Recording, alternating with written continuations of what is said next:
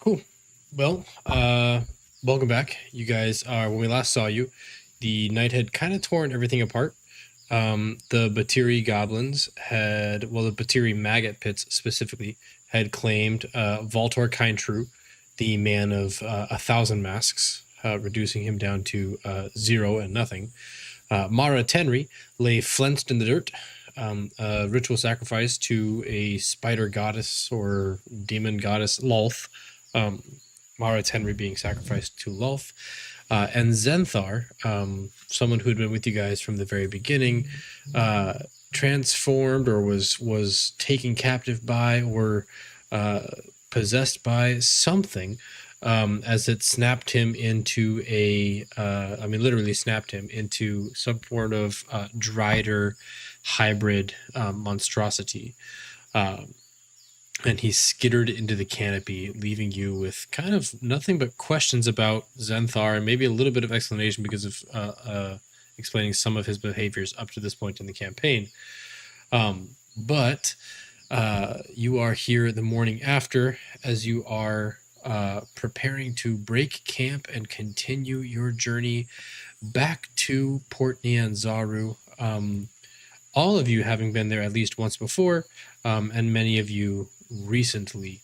I think, yeah, that's about all the recap we need. As you come to this day 2 of your trip from, well, again, the main party that we've been following for the story. It's day 2 of your trip from Fort Belawarian to your return of port of call, which is Port Nyanzaru. And for the 2 of you who have recently come into the party, not day 2, do you guys want to maybe explain what your characters were in the jungle, or would you rather jump into and handle that in character?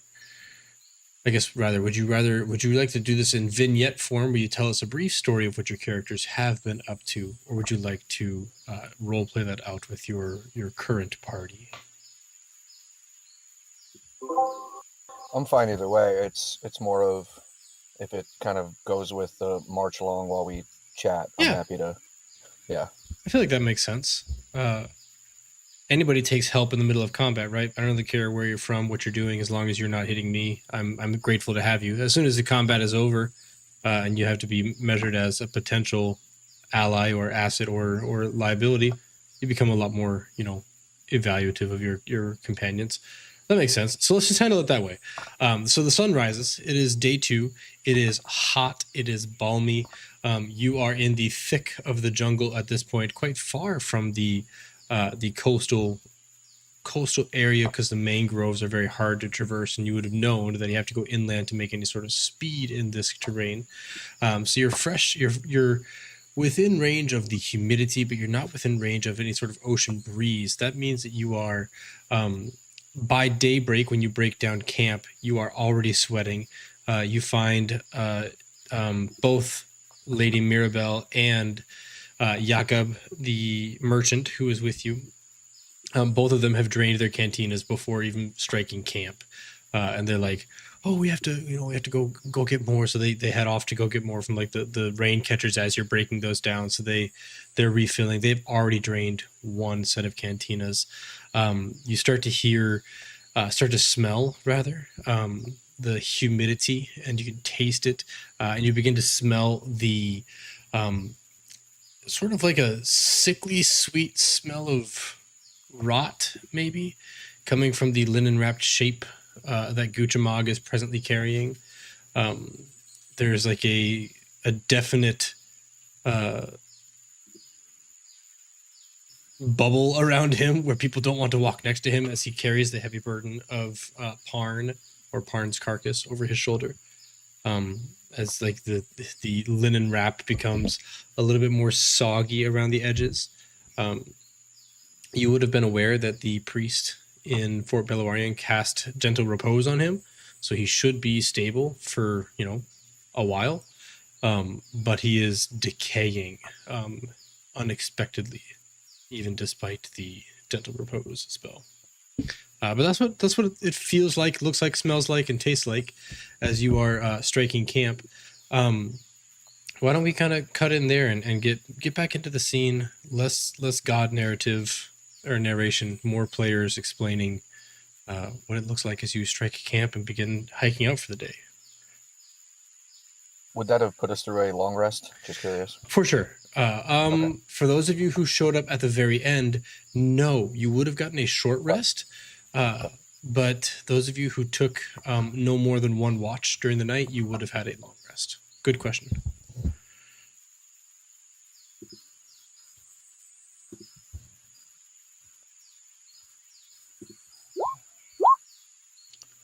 I guess I should say who breaks the silence of the morning? Like who gives the call to action to get moving along? Is it kind of just a grumbly, slow wake up? Who's the inciting authority now?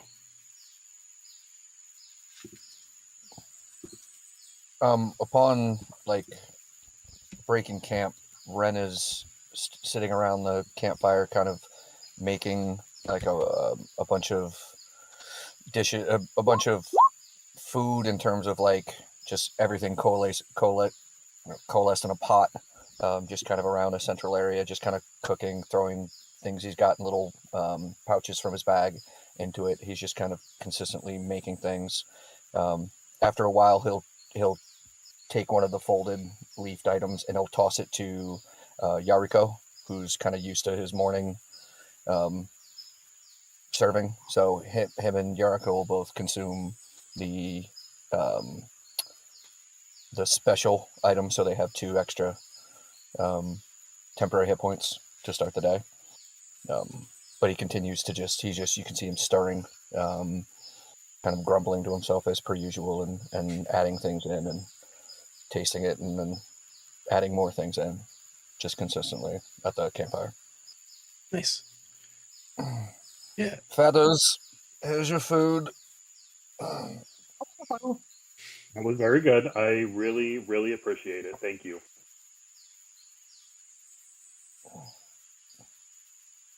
And he rumbles through his pack. Talking really loud.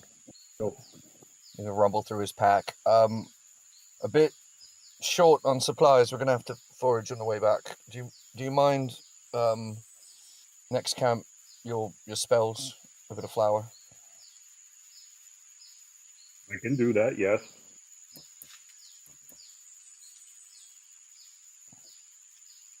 Can you change my new seat back? I don't know where anything is. I was learning it this other way. I don't know how to... Is it in settings? Yeah, here. Let me, let's go...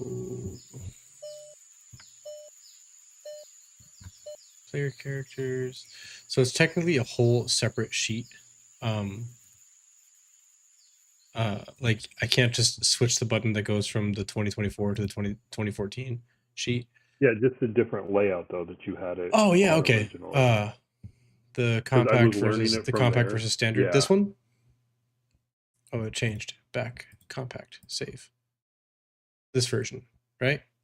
Reload it. Yes, I was learning. Okay, yeah. Okay. I was learning on this one, so the other one I was like... Yeah. Well, as you mentioned, the spell, and it kind of lingers, the silence doesn't really resolve. Lady Mirabelle, who has dressed herself in just a mount of like very loose hanging linens, or cloths, not linens, loose hanging cloths, as she is very sweaty. She's like, "Oh, a spell that makes flour. I haven't heard of that one before. What kind of magics would that be?" That's a great question. And you use this often? I have used it before. It's a transmutation spell. Oh, quaint. That's very beautiful. I always buy my flour at the store. I suck all the nutrients out of food and make it into a dense powder, and then he can cook with it. Oh, I would love to try some. Sadly, I only have this. She holds up, like, trail rations. They only gave me this tiny bit of rations. Everything else was taken in the boat when it sunk. She's doing like the typical grandma thing of like, pity me, I have no food. Like, I don't know if your grandma does that. Please, does. I have some more. Yeah, exactly.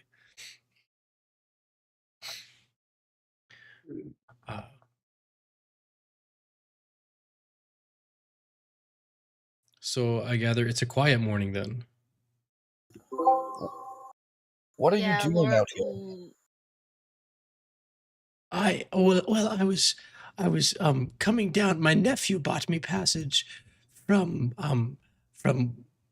oh gods damn it. I don't know the name of the sound. We'll just say from the Sword Coast. And we were beset upon by at first we thought it was pirates and from Kalimshan, but The place was packed. it turned So, out and actually, I do have Wi-Fi sitting right here, kind of like we did earlier. So, is it easier to leave the garage open? Because if I close it, Can you mute yourself? I got him. I muted it, but we'll have to unmute him in a second. As it turned out, the ship was beset upon by pirates. We thought it was from Kalimshan, but it wasn't pirates. It was these giants. I mean, literal giants from I don't know where they were. These frozen men, and they sunk our ship near the eastern port. And then we were rescued by a flaming fist. Patrol vessel, and now I'm trying to get back to Port Nyanzaru because I was besieged on my way there originally. And this fine group agreed to take me there from Fort Belawarian. I thought about taking the boat with Liara Portier, but they said that it would be safer to walk. So I decided to walk instead of take a boat.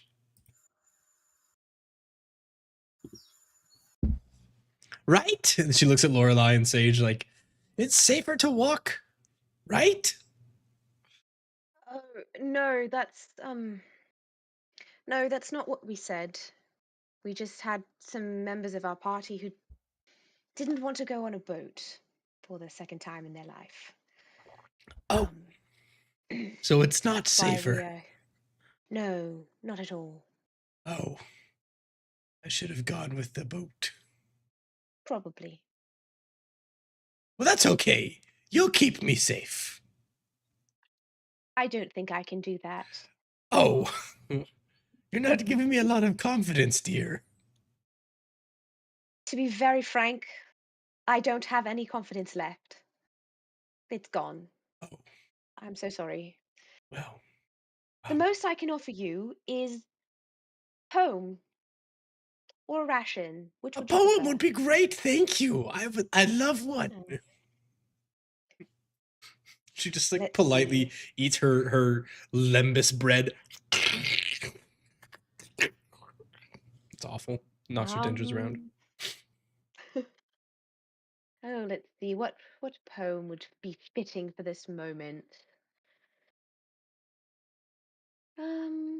Roses are red, violets are blue, all of my friends are dead. How's that one? That didn't rhyme. It's That very doesn't matter, freeform. I though. like Doesn't it. have to rhyme. Exactly. Well, Rhyming's for preschoolers. well, I think maybe you'll feel better about poetry when we get back to the city. Cheer up, dearie. No sense in being glum and dead.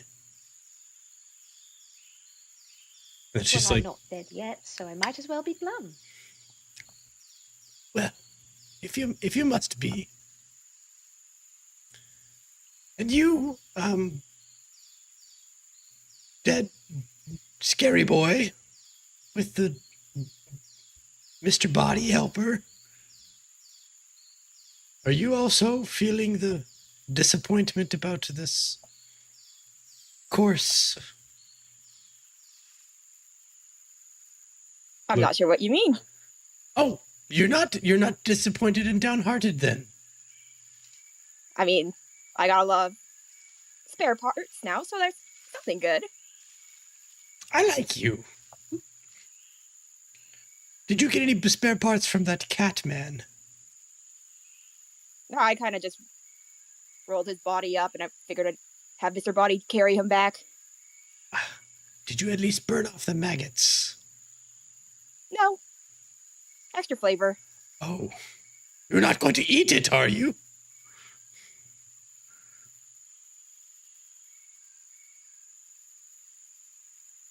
At the That is his answer. pause, Nothing. at the pause, she's just like, okay. You looking at Wren, like, you're at least pleasant, if not, well, may not be happy, but you appear to at least be put together, right? You can be relied on. Does she always talk this much? Oh, Unfortunately. I'm sorry, I didn't mean to upset you. I'll just walk quietly then. Garumph. Yariko will walk over to Lorelei. Do you do those voices a lot? Make those words? That was really cool. I've never heard What? rhyming before. So Well, that how would isn't a that be rhyme. different? How would rhyming be different? That's why I'm asking. The words rhyme. I don't really know how to explain it. Roses are red, violets are blue. I love you. I mean, you want the words to match, I suppose, in tone. You can Don't really know see, how to like, he just explain kind it. of stares off into space as, like, he's trying to think about it. I like that. Thank you. And he'll just You're skip off a welcome. little. Just, Lorelei is going to turn to Because Wren. Is he always this happy? it's not happy. It's there's a bit of naivete and a bit of how do I say this nicely? And he looks over to see that Yariko's kind of walked off far enough and been like, he's a bit clueless, but you know, he's I see. extremely helpful in a fight. So I'll just let him do whatever he wants. Well, whatever gets us through the day, I suppose. You really want to be interested, ask him about his god sometime. Or not god. I'm still struggling with that one. But, yeah. Well, there are far too many gods in this world. Uh, I don't care to know any more, personally. Not- Oh, none has ever been there for me. That's another story. I can say it's a bit of jealousy on my end. I can heal things slowly and over time and with a bandage or a wound, but Feathers flips his little claws around and all of a sudden someone's fully healed. It's trying, but I just do what I have to. Move on. So, do you come out here often then, if you've got healing? Or you know how to heal anyway? I mean, I've got this, and you see him, he pats his giant pack that's kind of slung over his shoulder. Potions, bandages, splints, I mean, anything you might need. I was, I guess, once a battle medic, so I come out here with Feathers and other groups to pull people from the jungle, such as yourself and whatever this is. What is this, by the way? Well, this is a ragtag group of wannabe guild members. We are on a mission. And he looks over at the Dragonborn. Is he in charge here? He put you all together to do this. In charge is a very serious accusation. So there's Following no us along one. Oh, is okay. more like it. He is Okay. our patron, as it were, but, you know, he's really only here if things get dire. But unfortunately, with this group, what's left of it, things seem to get dire every hour of the day.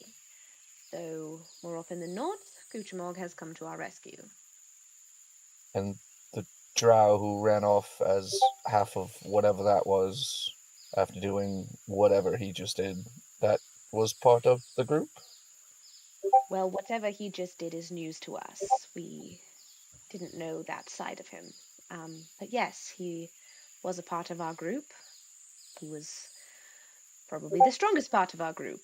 And now you're left with this and that. And I'm going to point to Phoenix.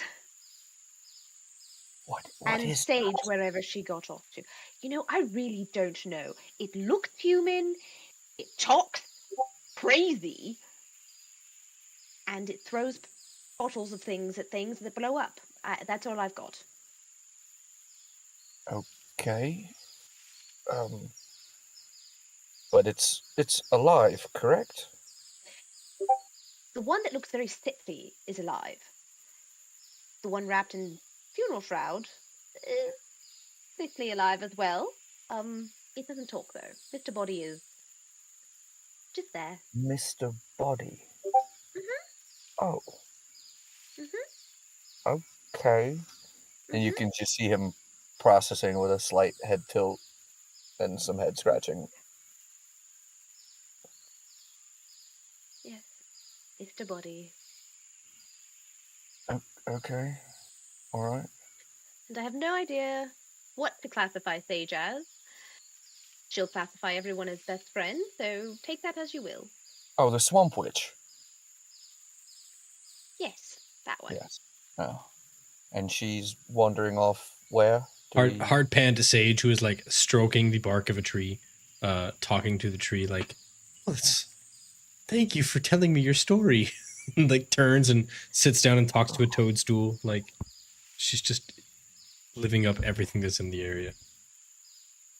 And this group's been successful on its God, little... no. This is our first mission. We haven't even made the return trip yet. We are on the return trip. And on the way here, that's when one of our original members died as well. So as you can see, things are just So you good. you started with how many, and you're at how many now? We started with 5, Okay. went to 4, gained Okay. 1, lost him again, lost another one.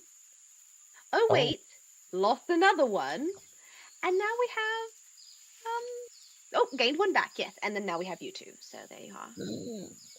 Have us as a stretch. I mean, in context of like your body is in the general vicinity of our little group. Don't count me into your group. Not lumping me in yet. Not ideal. No, I would never do such a disgraceful thing to you. I'm so sorry to that. You thought that's what I meant. No, No, I I understood just meant the you're here. math. It was more that I think our missions are a bit different. Feathers and I are here to get you out. I don't know what was your mission? And he looks over at the corpse and says, "No, but is that a mission? No. What is No. Oh. That's one of our fallen members. Oh, that was one of the yes. Yes, Okay. that's Parn. Oh. Yeah, that's Parn. He's the dwarf. Is, was, will be, what It's a very funny story. We tried to revive him, and then he died again in very disgusting, horrible manner. We couldn't keep him alive, I guess is really the story. While we were at Fort Beluarian, which is the mission. We were to take missives there and bring anything back. And then all these other little people, the lady and that scared-looking man over there, they joined us because we offered them safe passage. Oh, But everybody you keeps asked dying. them. Oh, very sweet It of you. wasn't really that we asked them to join us. And what were they doing out here? How is she still alive? How is the witch still? Just okay. Let's start over. What was the original mission? To take missives to Fort Beluarian and bring back any missives or information or things that they had for the guild. Very simple. Very You were just easy. picking up and delivering messages. Yep. And 2 people have died. You've got a bag of another dead. 3. Sorry, apologies. You've got 3 dead. Is one of them in the wrapping there, smelling horribly? Yes, that's Parn. Okay. The other one, that one took parts of it? Yes, the Valtor, the one that was in the pit. Yeah, I didn't go over to look at that. I didn't. No, thank you. Okay. And we lost one of the other add-ons, if you will. He was the sacrifice, the thing that was all torn up. And the one that ran away, half whatever that was. Spider, yeah. Thank you. That was part of our group, and now he's gone. The only one who could really hit hard. The rest of us just do this, and then we hope for the best. And I don't know how we're going to get out of here. Well, Yariko will have come back by that point. I know how to hit hard. It's really fun. I can show somebody. He can do that. That's true. It's usually best to stay behind him. It's very more effective. We will stay behind him then. Don't you worry about that. By that time, Wren's going to start to like pack up the items and the food and the kind of quote unquote make or like finish camp for himself and kind of look around. Are we going now? I hope, at least. Well, there's nothing here for us but death, so I do agree we should probably push on. Okay. Well, not as permanent as you'd think, apparently. But well, from what I've seen in the last 48 hours, it may not be permanent where you're from or back at the guild, but it certainly is permanent for Parn and Valtor. Give it 100 years. Mira, whatever. Permanent for them. Which Yariko, feathers, sorry. Which way? Where are we going? Do you have directions? Just kind of stands and looks around. I'm going to... Is the crazy one going to talk to the trees and ask or something? Where are we going? Armor off again and fly up just to get a general sense of what direction we need to be heading. Yeah. Why don't you give me a survival check, as that's what we typically use for navigational things.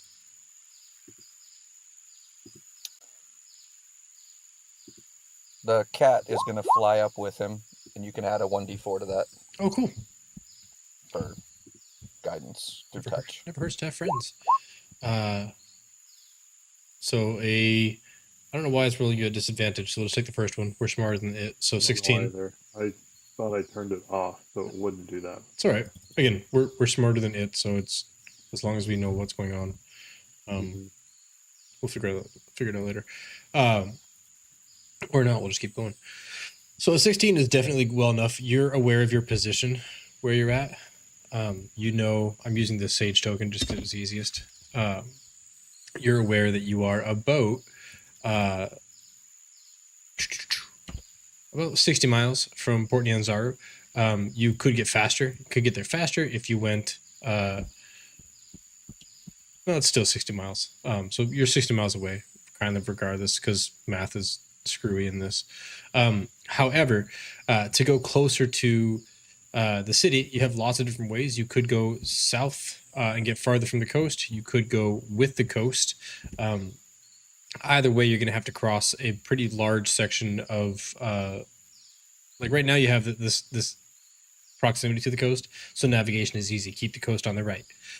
Once you get to about here, navigation won't be so easy because you don't have that immediate anything to rely on. This square is more than 10 miles from all the shoreline, so it's gonna be harder to navigate through that.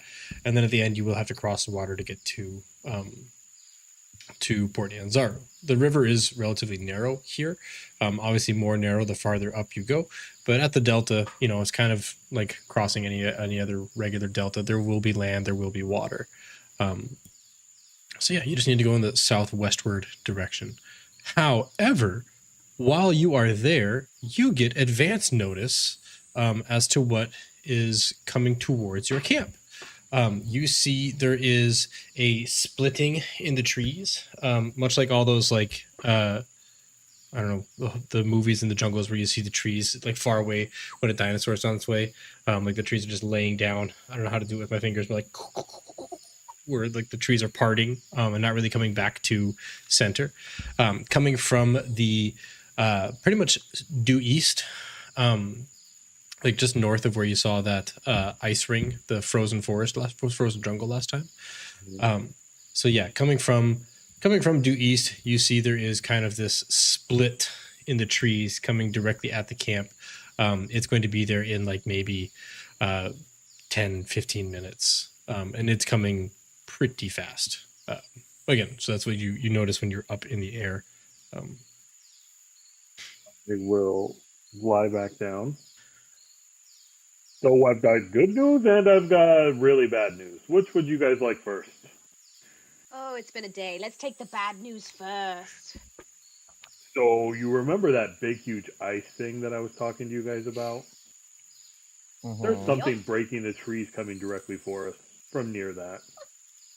Of course Like there is. a straight line, or It looked pretty straight to me. like knows where Kinda here. like time should be. Okay. I would say not exactly like it's coming directly at you like it knows where you are, moving more in it with an intentional path. So like it's not honed in on you, but there is a straight line going through the jungle behind it.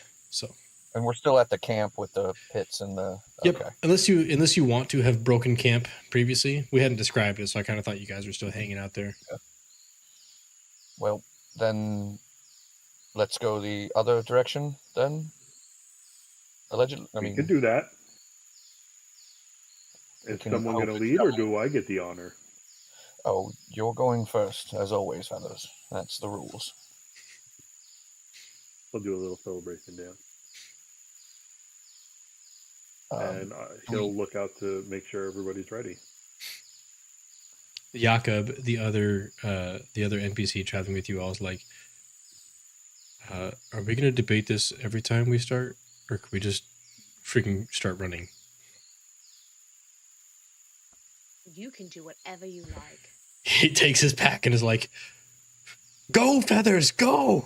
It's like he doesn't know your name is Yariko, so he just starts chasing after Yariko. If that line comes directly towards us, we have 10 to 15 minutes, so somebody should watch for that. Oh, God. All right. He'll just kind of start strutting off. Hey, useless. And he'll look over and kind of try to get the cat's attention. In the back. Go. And you see the cat kind of go about 15, 20 feet behind everybody and just kind of like really sassily saunter, like with a dirty look on its face. And just kind of like, it might do what I want, it might not. I thought you were talking about Valtor. And I was like, Valtor's dead. You in the back. Makes sense. He's dead. He should be. Cool, okay. He's in the pit. The cat. Right, the damned cat. Okay, cool. So, going at a quickened pace, and this is going to be the first time that we've actually made a survival navigation check in this game. This game designs for you to roll a survival check for navigation each and every day, and you could potentially go to the wrong location. What we're going to do instead in this instance, we're going to let you roll survival as a group. So whatever method you want to use, if you want to use resources, if you want to just roll straight survival, if you want to give the help action, whatever you want to do is going to kind of be like our challenge to see how quick of a path you can find to get away from that thing that is pursuing your location. So we'll just kind of, I'm not going to roll initiative, we're just going to go right down the line as if we were doing initiative, and you guys can each kind of say what it is you would be doing to assist in the navigation, even if it's like, I do nothing and I just make sure that I'm running. That's acceptable. But whoever is going to contribute to finding the path, just let me know.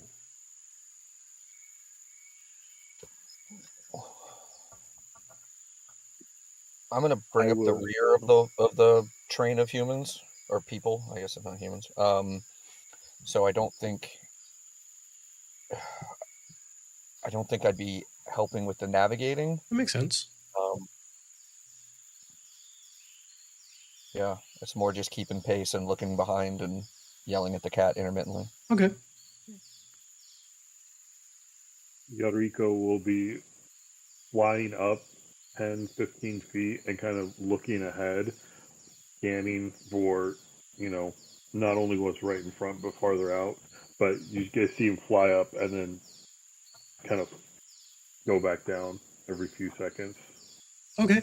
Why don't you roll, because you're describing it more as like general awareness of what's in the path. Like, oh, I see a bramble over there. We have to go kind of counterintuitively away from our path to get around the bramble. Why don't you roll a perception check? Because that's more, in my mind, more in tune with what you described. Lorelai, what are you doing while the party starts trying to run in the westward direction? Honestly, I was just thinking I would give the help action. Okay. For a survival check. Sure. I'm going to have perception.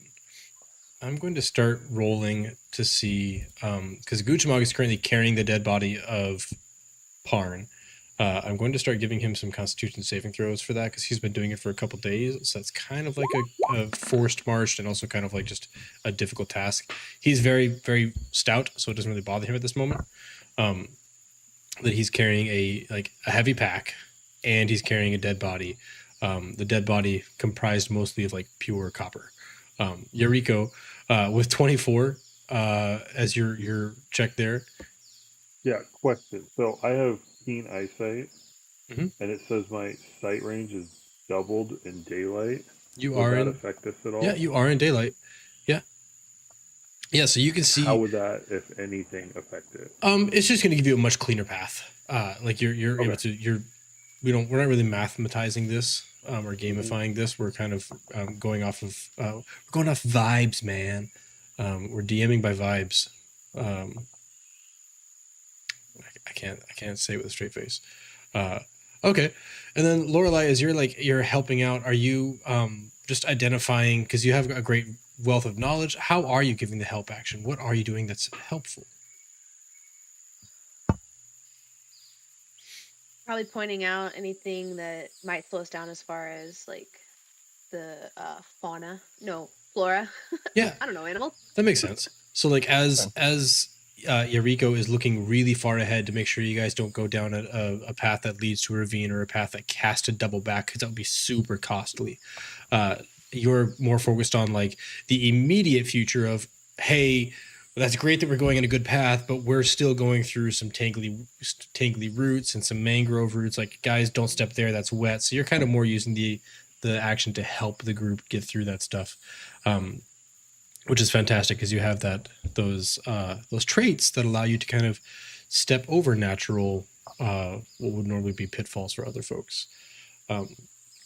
So this scene, for once, it goes like a really well organized machine. You guys get out of that camp quick with all of your supplies. You don't lose anything. You're rolling quite well, so we don't have to talk about minor pitfalls or boons. I would even say it goes so well that the next time, Yariko, the next time that you have to make survival checks for navigation, we'll give you advantage on it. Because you have done such I don't want to gamify it. I just want to make it nice and simple, small mechanics for us. Windfalls and pitfalls and stuff like that. So yeah, you get a little boost in like, hey, I'm doing quite well. Maybe it's just a fact that it carries over in the familiarity with the terrain. Maybe it's the incentives to get away from the whatever is approaching you from the rear. Now, because the cat and Wren are in the back, are you keeping are you a what do they call it? A trail, a rear guard, or are you just like, I'm not looking behind me, I'm just making sure everybody's in front of me?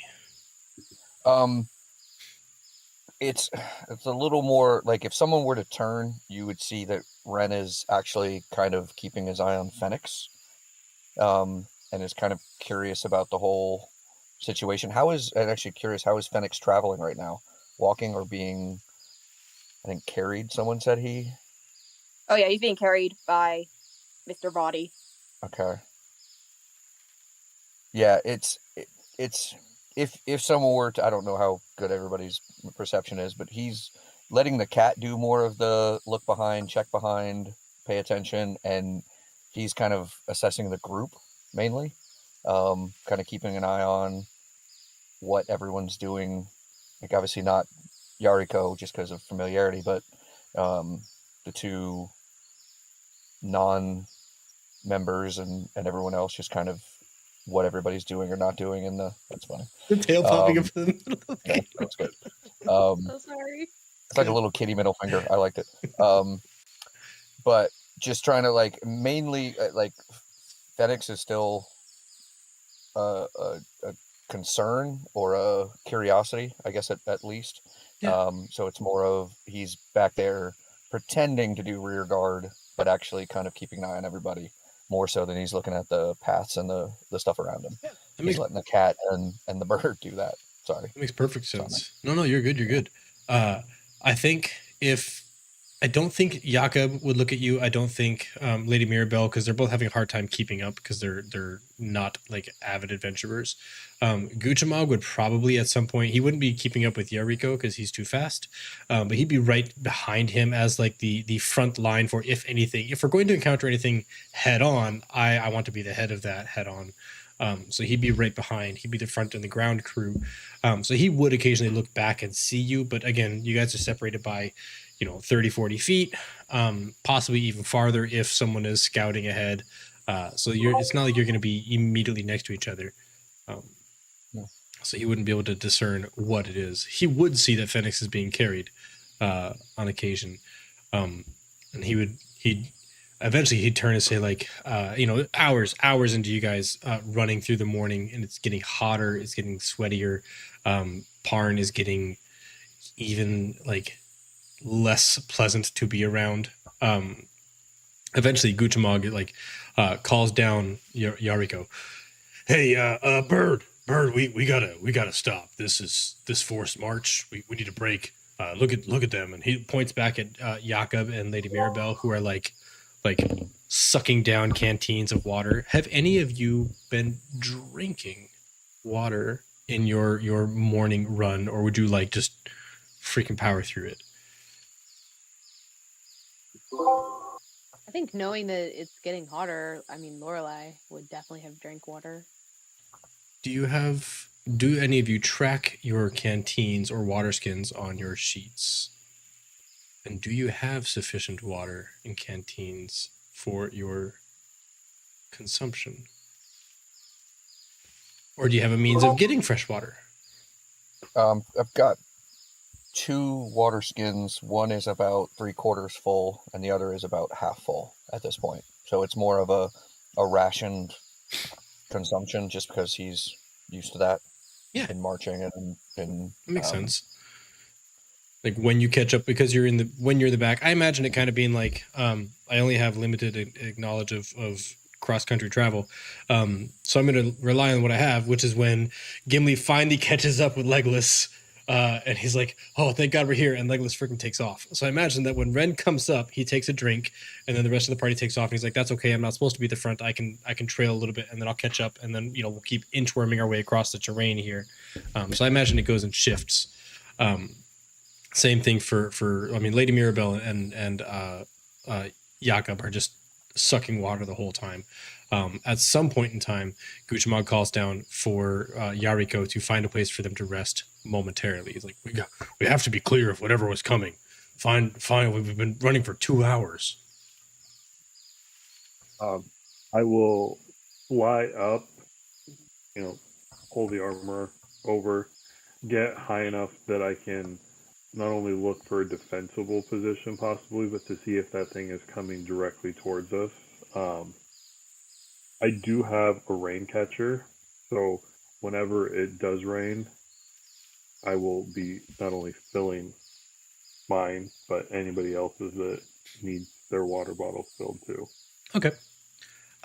You will, when you get up there, it's not presently raining. It's humid as heck. You would be aware that, much like Florida, specifically Miami, it rains at 1 p.m. every day in the summer. I don't know. I'm not a meteorologist, but like clockwork at 1 o'clock to 2 o'clock, it will pour rain. I'm guessing it's because the humid air comes in off the ocean, it hits land, it gets pushed upward, and the upward air can't sustain that humidity, and then it falls. I'm not sure. I'm not a meteorologist. But in the afternoon, it will rain in Cholt, because Cholt is just Florida. Basically, we're only running this campaign so you guys can learn how much I hate Florida. That's why I keep killing you. Cool. So it's not raining presently, which means your wife laughing. No, she's upstairs asleep. Oh, but she would laugh. Anyway, you notice a few things. There are rain clouds coming in off the out of the south, the exact opposite of what I just described. Those rain clouds coming in off the horizon. The snowy part of the jungle is still snowy. It's still like way off. You have the distance here. It's not moving. Way over here. That didn't broadcast. Way over here. That's the part that's frozen. And the line of travel seems... I'm going to leave this one lingering, and I'm not going to pin it. No snapping. Seems to have gone past that to the camp that you stayed at last night. Well, in the general direction, it kind of stops there. You see just a gentle parting of all the trees because you have great vision. I don't know if 10 miles vision, but I imagine if you get... Do you guys know anything about spotting from high altitude? How far can you see? No. All I know is that if you stand at the edge of Lake Superior and you look out over Lake Superior, you can only see 3 miles. So that's from flat earth to flat water, you can see 3 miles. I'm sure if you're standing on top of a mountain, you can see a lot farther. Correct me if I'm wrong. Okay, so you can see it. You can see that the path of tree splitting leads right to the camp that you stayed at last night, and does not continue from that site. You also find there are some bigger trees that maybe you could, seek shelter inside the small, mini thicket underneath those trees. And if you needed to get up quickly, you could scale those trees to get off the ground in case of a flood or dangerous fog, goblins and things like that. So you find both a defensible position and positive encouragement that you are not going to be beset upon by whatever that was. I will lie down. All right, guys, this time I have good news and good news. Who wants the good news first? I would like some good news, please. First, whatever that was isn't following us. It just went to the camp that we were at. And I found somewhere where we can rest. It's super defensible if something happens to go wrong. I suppose that is all great news when strung together like that. Works for me. Can you tell how far we are from the... Then. Can you tell how far we are from the river? I probably wouldn't. Well, if I was able... I would be able to see the river, right, Thomas? If I was able to see the trees coming. More in a day to, not mileage, but time-wise, I guess. A couple days.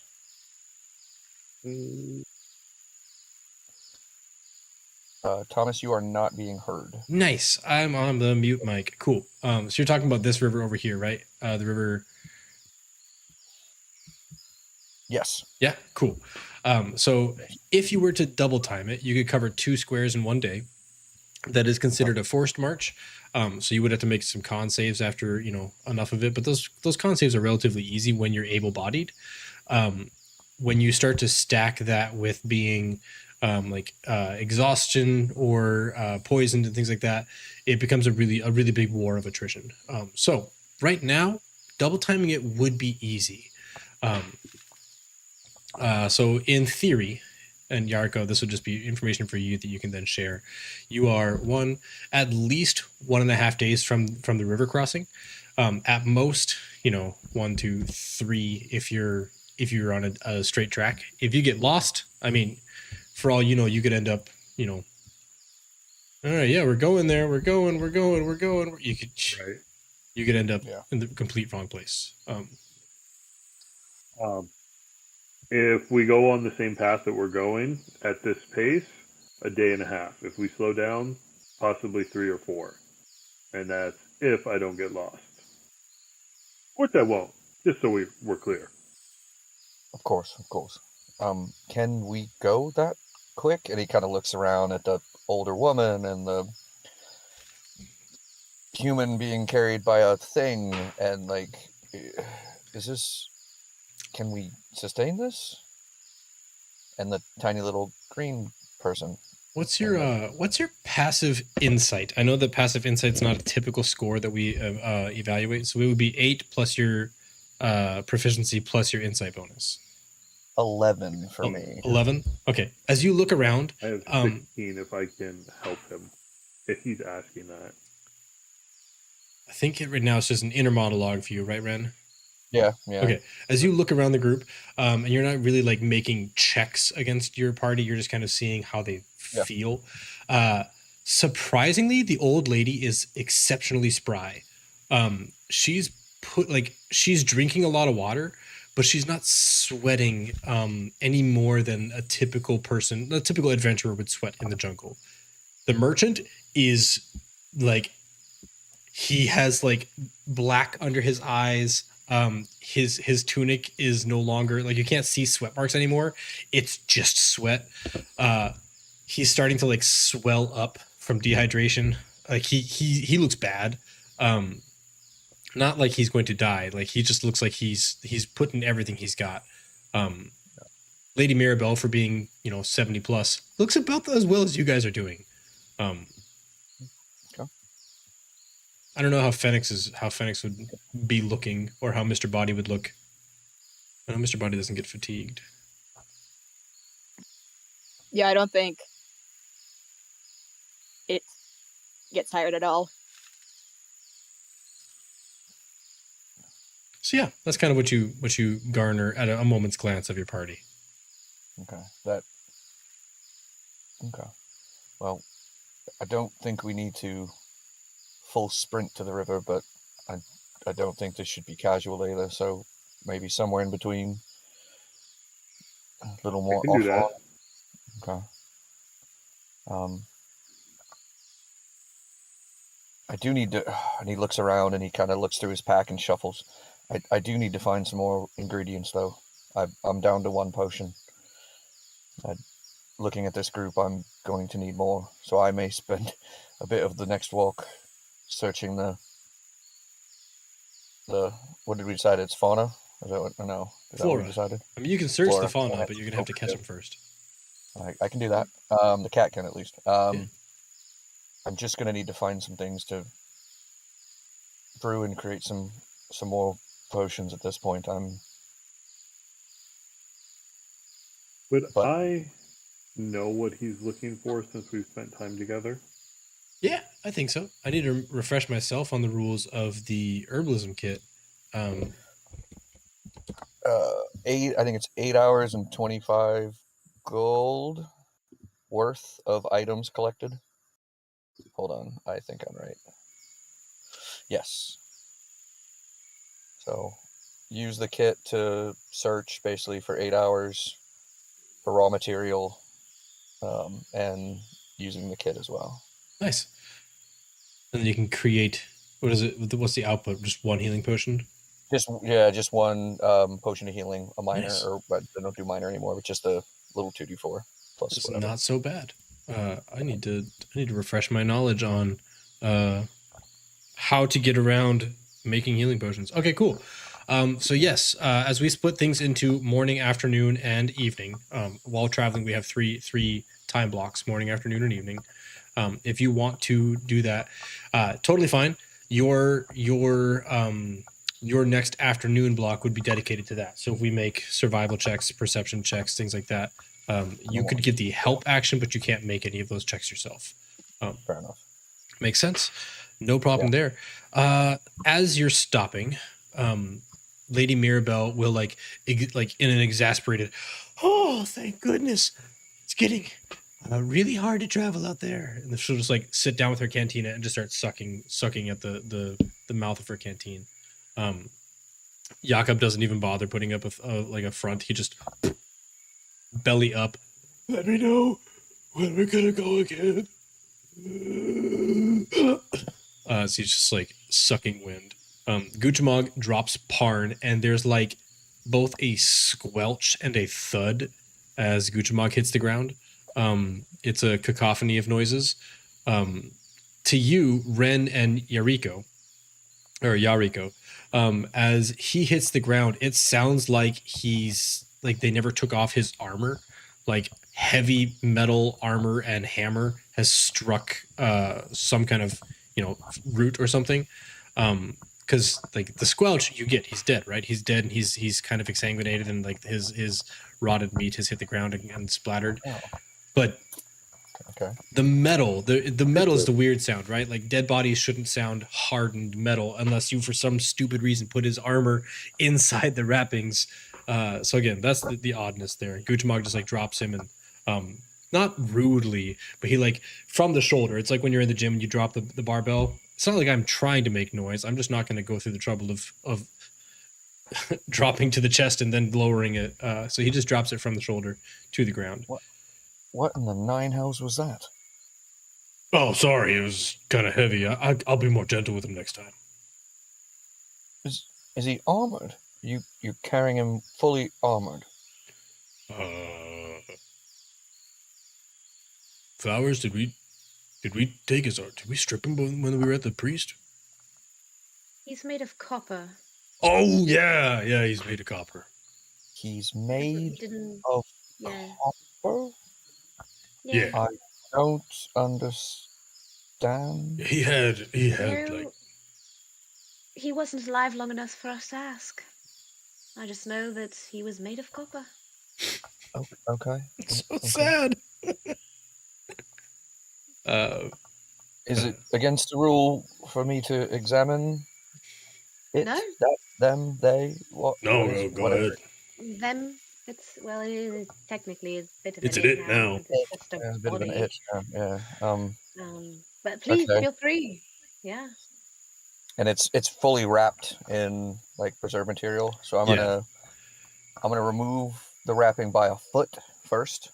Yeah. And just kind of examine the flesh and the copperness, I guess. Yeah. or So whatever. as you remove the wrappings from the foot, as expected, like the foot has mostly decayed away from like the fleshy bit of the material, the organic material, has decayed away from the bone, which would decay last. But there is this weird sort of. Have you ever seen the World Body exhibit where they preserve those bodies? No. Oh my God, it's such a cool exhibit. If you ever get a chance, this is not just as like a DM, but like as a person who of interest of bodies. The World Body exhibit, they preserve these bodies in different poses. So like they'll have a pose of a man throwing a javelin, and they strip the skin down and they preserve the muscle material, or they recreate the muscle material to look. So you can see like the tensed pectoral and like the arm pulling back, and you can see it's a really cool exhibit. One of the things they do is they preserve all the blood vessels in the body. So really thick arteries, really thick vena cava, and then when you get out to the capillaries, it just looks like this spider web of capillaries going out, because that's what your capillaries do in places of high blood concentration. That's what you find under the foot. Have you seen when they pour molten lead or molten tin into an anthill? Mm-hmm. That's what you see in where his foot should be. There's no more organic material. There's just this copper spider web or anthill underneath, and as you open it, kind of like body soup pours out, and it just like lets all the liquid out, and there's just that coppering like capillaries where his blood was, and as you like unwrap more, the same thing happens all the way up to like the femur, where it looks like his blood has turned to copper wiring, and his bones are coppered, like as if somebody had wrought him out of pure copper. There is no skin. There is no hair.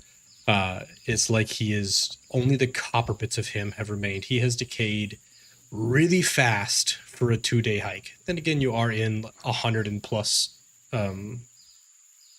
temperatures in a really humid environment. You're going to attempt to bring this back? Well, What? now that you've opened it up like a Christmas present, I say no. No, I don't think that's that. coming back. No, I mean, what are we gonna bring him back to? That is I could bring him back. horrifying. Okay. I don't. You know what, nerd? I don't know if you can. There's nothing to bring back. We could bring him back as a nice pair of earrings. Well, I was gonna, you know, you can just attach what's left to another body, bring it to life. Nerd, come look at this. Like, he tears it open a little bit more, and like even up to the pelvis, there's just everything that like the very most inner parts of Parn, which return to copper first, are like pure copper. I mean, he hasn't given up. He's like, I can use that copper. I can make it work. There's nothing you can. This isn't even. Yeah, I got it. I don't. What? I don't think he's coming back, y'all. I think he's gone. Watch me. Well, nerd, I'm not carrying him anymore. He's gone. All right, So and he's gonna take some of the copper and put it in his own bag. It's very pliable, so like just like any other like copper wiring for like I don't know if you've ever done any electricity work or electrician's work. Copper wiring is super bendable. That you bend his superior vena cava or his carotid artery into like this nice little wire loop, and you can take as much copper wiring as you want from Parn's body. Nice. What are you going to do with that? I'm not quite sure yet. I'll figure it out. You know He's it's just not a scientist. He'll do what person he anymore, wants. right? Okay. Well, do we just Oh, God. leave the rest here? Do we bury him with a little signpost? I mean, does anyone know what he would have wanted? Lost into What the was his water? name again? I know he loved water. What's his name again? He loved water. Really? The water? That's what you're going for, huh? Punk. Nice. It was his favorite place to be, wasn't it? He Usually, loved the water so much. practically a freaking mermaid. Not like he sank like a rock or anything. Hey, at least he didn't get everyone killed. Who would do that? Who would have done that? I don't know what you're talking about. Yeah, Brutal. totally. Sure you don't. At that point, I'm just gonna kind of start to walk away. Just not far, just enough away that I can't hear Phoenix. Why would you want to do that? Wow, that was cold. Ren's gonna kind of start to rewrap whatever was covered and just kind of get up, and again with the confused hand on face kind of okay, Feathers, it's dead. Do you want to say things and something about time and oh god, whatever, and just kind of holds his hands up and pats the air and just kind of walks off. I'm going to go. Okay. Yariko will walk over. Are we digging a grave or just leaving the body? I just walked away from where it was laying on the ground, unceremoniously placed.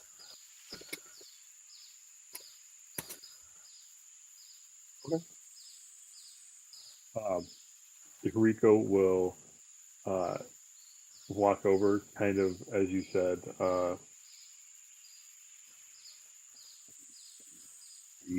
Roasted.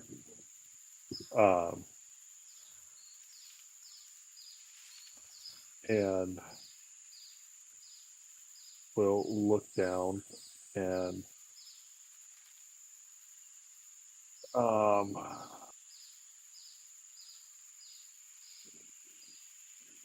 your body has reached its edge.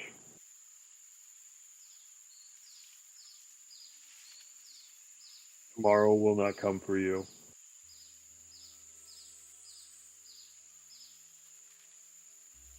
Your scars are not only your memories, but those who were there in that moment. Your body does not regret what happened. And then I'll, above Parn's head, draw a little holy symbol.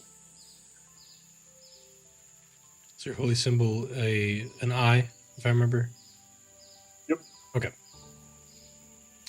Yes, you go through these last rites, and those of you who are nearby and have not left.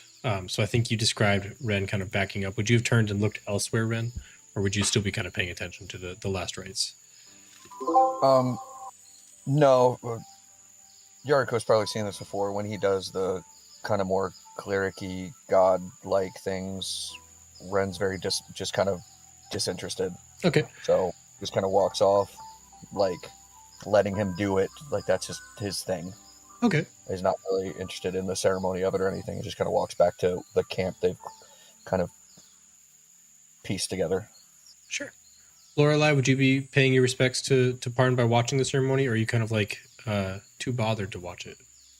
You walked away from Phoenix? Walked away from it all. I mean, maybe I would be like offering up my own little like, sorry, bud. But that's about it. Nice. Phoenix, are you watching with your fascination of the dead and undead? Oh yeah, he's taking notes. Okay. On this, whatever's left. Obviously not much. Okie dokie. And on what's his face? Feathers. Taking notes on Feathers. Malcolm, why don't you describe some of your like movements just so we can see a visual here of what Phoenix sees you going through this ritual?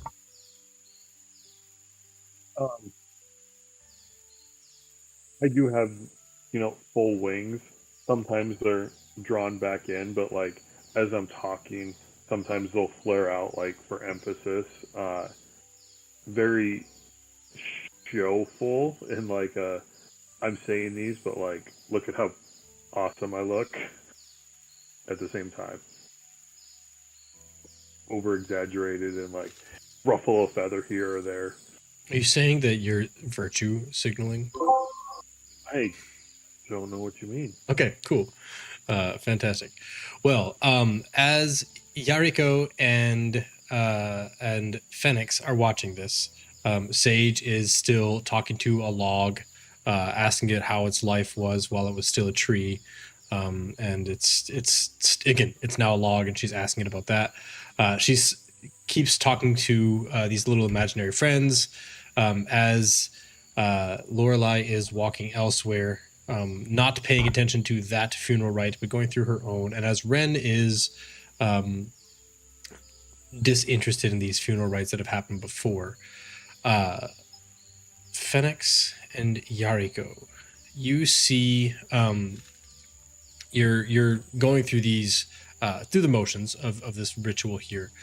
And you have like, are you burning any incense, or are you laying any herbs, or is this kind of like a makeshift quick funereal rite? I would have in some way tried to make a small offering with an incense, but I personally didn't think there was enough time, so like I didn't. It's up to you how much time that. you think your character would spend doing this funeral rite. I don't know if anybody gave you specific instructions on how to do it, or if you would just go with your gut. I would totally just go with my gut. Okay, so we'll say that you have some burnt herbs that you laid on like Parn's chest, or what was his chest, and as this acrid smoke that you know is meant to like free the spirit to the fugue plane if it isn't claimed by a god, or maybe you dedicate it to Savras because he's like kind of your god of choice. You kind of, for just a very brief moment, we have this comfort against the oppressive heat and humidity of the jungle. And what you would be familiar with, and possibly you as well, Wren, because you've been there during the termination of life before. You see the coalescence of light sort of like rise up out of the corpse. It's very, very faint and translucent, almost like a gossamer echo of Parn. He looks unburdened. The pain of the jungle, the rot, the heat. It's all kind of gone from this spectral form. None of you knew, but we, the audience, knew that Parn had a pained history. He shared it with Terran, the also who was also another victim of the Red Wizards of Thay. He doesn't seem bothered by any of that. His face kind of turns upward towards a break in the canopy, and he seems almost ready to dissolve into. I guess we wouldn't know his afterlife of choice, but to you here, it all looks very much the same. And then the smoke, stops rising from the body, and it doesn't really fade. It doesn't go away. It just turns heavy, curling downward, kind of like oil when you pour it through water. It just has this like plummeting circular looping, and the temperature in the area plummets. Even those of you who are not like actively participating in the funereal rites, you sort of feel this like chill on your back. But those of you who are close, Yariko and Phoenix, there's this stagnant bog water, an old blood smell that just exudes out of this. It used to be this sweet sort of burning herb scent, and now it is this stagnant bog water and old blood.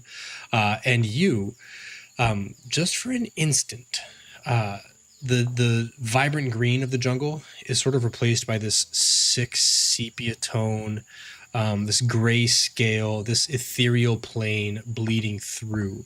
And standing over Parn's body are 3 looming wretched shapes. The first has gold coins fused over her eyes, and ants crawling from the corners of her mouth. The second is bloated and wet. Her skin is leaking river water, and a rusted bell is woven into her matted hair. And when she like bends down, it goes clunk, like one solid clunk of a bell rather than like a good like resounding Christmas bell. And the third one is this horrifying silhouette of stitched together skin, clutching this sack that writhes as if something is trying to actively get outside of it. And you see the spirit of Parn look down, and his expression shifts from peace to absolute primal terror. He opens his mouth to scream. Obviously, he is an astral projection, so there is no sound that comes out. And then the one with the sack opens it up, and you see that like it's very black hole-ish, that there's light on the outside, like the event horizon, that the light is trying to escape, but in the middle it's just solid pitch black. And she opens it, and it's not really like a wind that goes in. It's like the reality around it gets sucked in, and Parn's spirit is stretched, distorted like smoke. Like when you catch smoke in a wind tunnel, and it has that tail end that comes off of it, and her ghostly fingers claw at him, the lady. She just like slowly pulls him down into the bag, and it's just this awful sound. And then the one with the coin cover's eyes turns and looks at you, Yariko, raises her finger to her lips and goes, "Shh." Is Parn suffering heavily with this? Like, is this a... He looks really uncomfortable. I mean, he's screaming for help, but there's no sounds coming out, as he's like just trapped in this ethereal hell. Would I be able to see if anybody else is truly seeing this, or if it's just me? It happens very quickly. What other one person would you want to see if they're perceiving this with you? I just, I want to look quickly to see if anyone else is reacting. Wren is actually grabbing his wrists and like looking around very confused. He's not facing the situation, he was facing the camp, and he like immediately grabs one of his wrists and like holds it like it's almost broken, and spins around looking for whatever could have happened. And actually, the cat screeches Yeah. and bolts over to the body. Yeah, so the cat bolts over to the body. The cat, I think, is actually quite familiar with. I need to look up the Sphinx of Wonder. It is celestial. Look at that. Yeah. Okay. So the cat runs over and like almost interacting with the three like ugly creatures there, and they seem to like punt and shoo it away. And the cat seems to like swipe at them or move towards them and kind of pass through them. And when it does, they dissipate and reappear somewhere else surrounding the body of Parn. And it all happens so fast. As you turn around, you see that going on, and the you're like holding your hand. The pain causes you to whip around and witness this. As the very last thing you catch is when they turn to Yariko and they go, shh, as they like, they all suck inwards away from the scene, leaving Parn's body the exact same way it was, partially collected by Phoenix, partially blessed by Yariko, and scavenged in more way than one. And in like an instant, the heat of the jungle comes back. The sound of the jungle, like ambiance, the heat, the moisture, the sun, it all comes beating back in as if you've just been stepped out for a hot minute. A cool minute. After they dissipate, the cat like walks over to the corpse and just kind of nudges it with its head, and you see it light up. Like a full light spell covering the corpse. Oh, nice. And just it kind of like sits up on top, full like hands at its or paws crossed in front, and just is like standing on top of it, while Wren is just kind of grabbing his wrists and looking over at Yariko and looking around at everybody else just to see if everybody saw what he saw. Yariko would beak open, just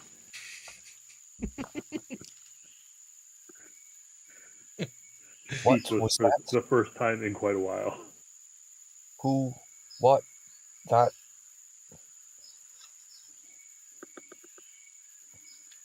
And he's actually looking straight at the cat.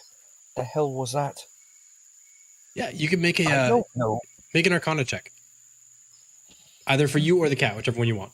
And anybody else who witnessed it, if you want to, you can make an Arcana check to recognize what these creatures were. I won't give you like the actual identities of them, but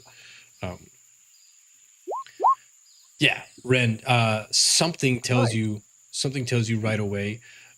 These are, and maybe it has to do with, you have this unfamiliar, I'll let you describe why. These are night hags. All three of them are night hags. I'll go ahead and show, I think I have some character art of them somewhere. Maybe. Hopefully they gave me a handout for them. Nope, and nope. Okay. Good job. I'm going to keep searching because I might be able to find here we go. What the hell is a night? Wren is having a full-on conversation, one-sided with the cat, and you can kind of tell he's being demonstrative and demanding. And what was that? What was that noise? Did you screech? What? And the cat's paying him no attention whatsoever. Nice. Who breaks the silence first after that? I guess Wren does because he's talking to the cat. Yeah, he's talking. It's just, yeah, it's... Who initiates the If conversation? Fennec is just kind of standing there. I don't know if he saw it or not. If you were looking anywhere in the general area, this was not a vision for Yariko. Yariko might have felt it was, but it was a very real, like, visual. Yeah, Fennec is just standing there smiling like, can we do that again? Oh.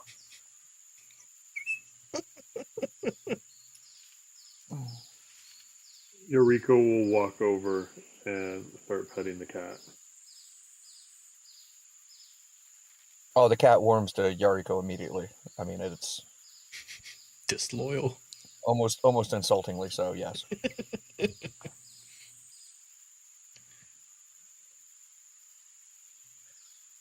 Well, that was very unsettling. God. Every time, I swear to God, every time.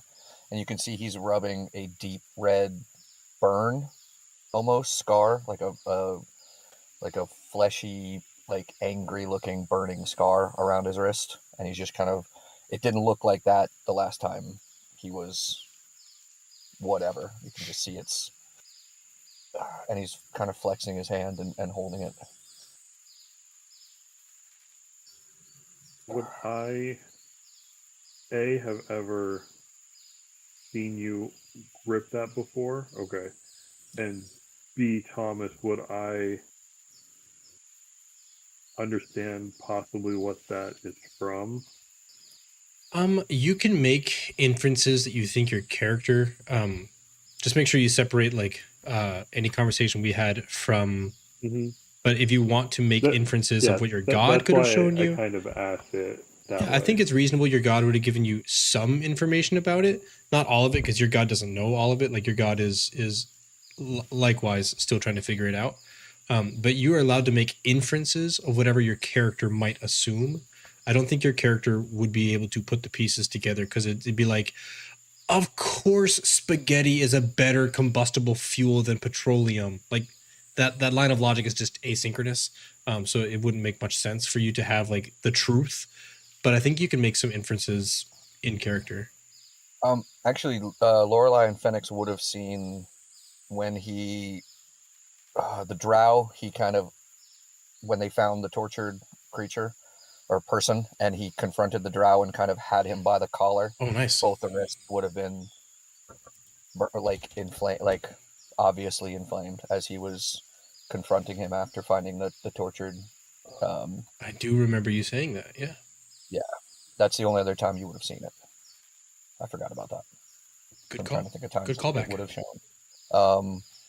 Yariko would have seen it. Anytime there was, we were in a mass battle and someone was, like, if you'd have seen all through the Night of Initiate. Yeah, anytime someone was really in like hurt or bad, and Wren had just kind of like sprinted off to them, like mindlessly, like almost emphatically, you would have seen the wrists, both of them. So it seems to have something. It seems to have to do something with pain, unhappy, just like someone else is struggling with something, or it's like it's not awesome. And the empathy for it is, that's when it pops up. Can I make any kind of check to see if it's legit something medical or somehow tied to his powers? Like if it's an actual physical condition or if it's more something that's happening outside of natural body? Yeah, I mean, I think we're only seeing your adventure with Wren in a very small microcosm. So you would have had many opportunities to witness this before. So you could roll if it makes you feel better. But over the past however long you've been together, because it hasn't really been revealed in character, so I'm not going to reveal it. However long you've been together, you would have had at least one opportunity to witness that and make your nature or arcana check before. So you can just assume that you rolled well at least on one of those. He doesn't talk about it. Question. I was going to say, just as a side note, it's another one of those it's the elephant in the room he doesn't address. So, I first met Wren and everything that happened there, would I have noticed that? There wasn't any triggering event at that moment. Okay. Again, because it comes along when other people are exhibiting great suffering, or whenever Wren would be feeling empathetic towards another person for their pain, which there was none on that day. Correct? Correct. Cool. And his own does not trigger it. That's what I was definitely thinking, that like just because you were suffering does not mean. No. Yeah. Typical. Typical martyrdom. Okay. In the purest definition of the word. Okay. Empath problems. There. So if Wren is talking to the cat and Yariko is examining Wren's injuries again for the umpteenth time, Phoenix is interested in it. Lorelei, you have a reaction because you were across the way from this. This didn't happen directly under your nose. Do you have an immediate? Yeah, I mean, no, my back is to everything. I don't know what's going on. And I think I said I was far enough away that I can't hear Fennec. So I would assume that also means I'm far enough away that I can't really hear Wren mumbling or... Nice. Yariko didn't say anything. So unless like Gucci decides to be like, what was that? What the hell? What the goddamn hell? The cat did screech. I don't know if that would have been something you cared about. How high pitched was the screech? Like bird call high pitched, or like? I think the person with a cat in her room right. I think the person with a cat in her room right now would have a better idea of that description than I would. Didn't hear it. Okay, fair enough. Well, in that case, Lorelei is the first one to realize the other visitor in the scene. Leaned up against one of the very tall trees is a tall, dark, and handsome type. They're standing at about 15 feet tall. They have this cool sort of grayed skin, and they look exhausted. And they are holding themselves up on the tree just to stay vertical. And they're like, please don't run. Please. As there's, again, a 15-foot tall, gray-skinned, I don't know if I have art. They don't give us a whole lot of art that we're supposed to use for these things, truthfully. You said next to Lorelei, so we wouldn't be close enough. No, so as the rest of you are going through that scene, this is very quiet because this person is like gasping from exhaustion. And they're trying not to be alarming, and in their most broken common, please don't run. As you see what you would definitely know because you are a well-read individual, this is a frost giant. And he is suffering from at least one visible level of exhaustion leaning against this tree. And he's like leaning, he has his giant axe rested on the ground, and he's like holding onto the axe and the tree, like just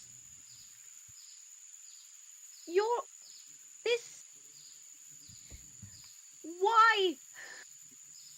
Help.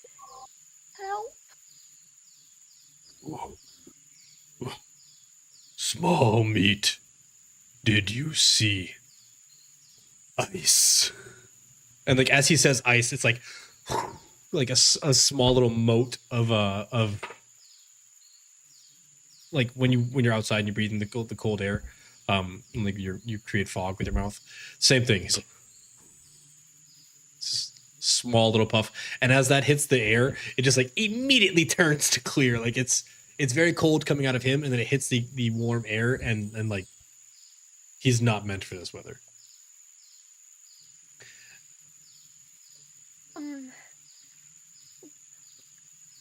Why are you here? Where? Cold Walker. And as he gets a little bit more aggravated, a little bit louder, the rest of you can kind of snap out of your scene with your wrist may still hurt very well from whatever was going on, but it's a very different ambient attitude when you turn around and you see Lorelei like it's the Willem Dafoe looking up. I can only imagine Malcolm's working on it for the chat. Yeah, so it's that as Lorelei's looking up, and this thing it's not aggressive. It's like leaning against a tree and holding its axe, and it's like, need Cold Walker. You see Wren do the thing where like you hit the guy next to you, just like you can't have words. Yeah, that thing to Yariko, just hitting him as like trying to make him turn around and look. And then he Yeah. and then he slowly walks behind Yariko. Would I know what he means by cold walker? Like, would I have any semblance of knowledge of that? This would be purely textbook, and you happen to be a very good source of that. Roll a history check. Because the only God, I don't even know. It's like, have you ever read of obscure histories? Which that is your like the way you have built your character is about obscure historical story. So I think conditionally we'll give you an advantage on this because I just have to reward good storytelling, but you have to promise to expose it later. The good storytelling. Okay. That's a really good one. Before we cover that, it's 99 minutes in. We're gonna take our 5 minute because I also need to brief you guys on some stuff off screen. So we're gonna cut to our BRB. See you soon, everybody.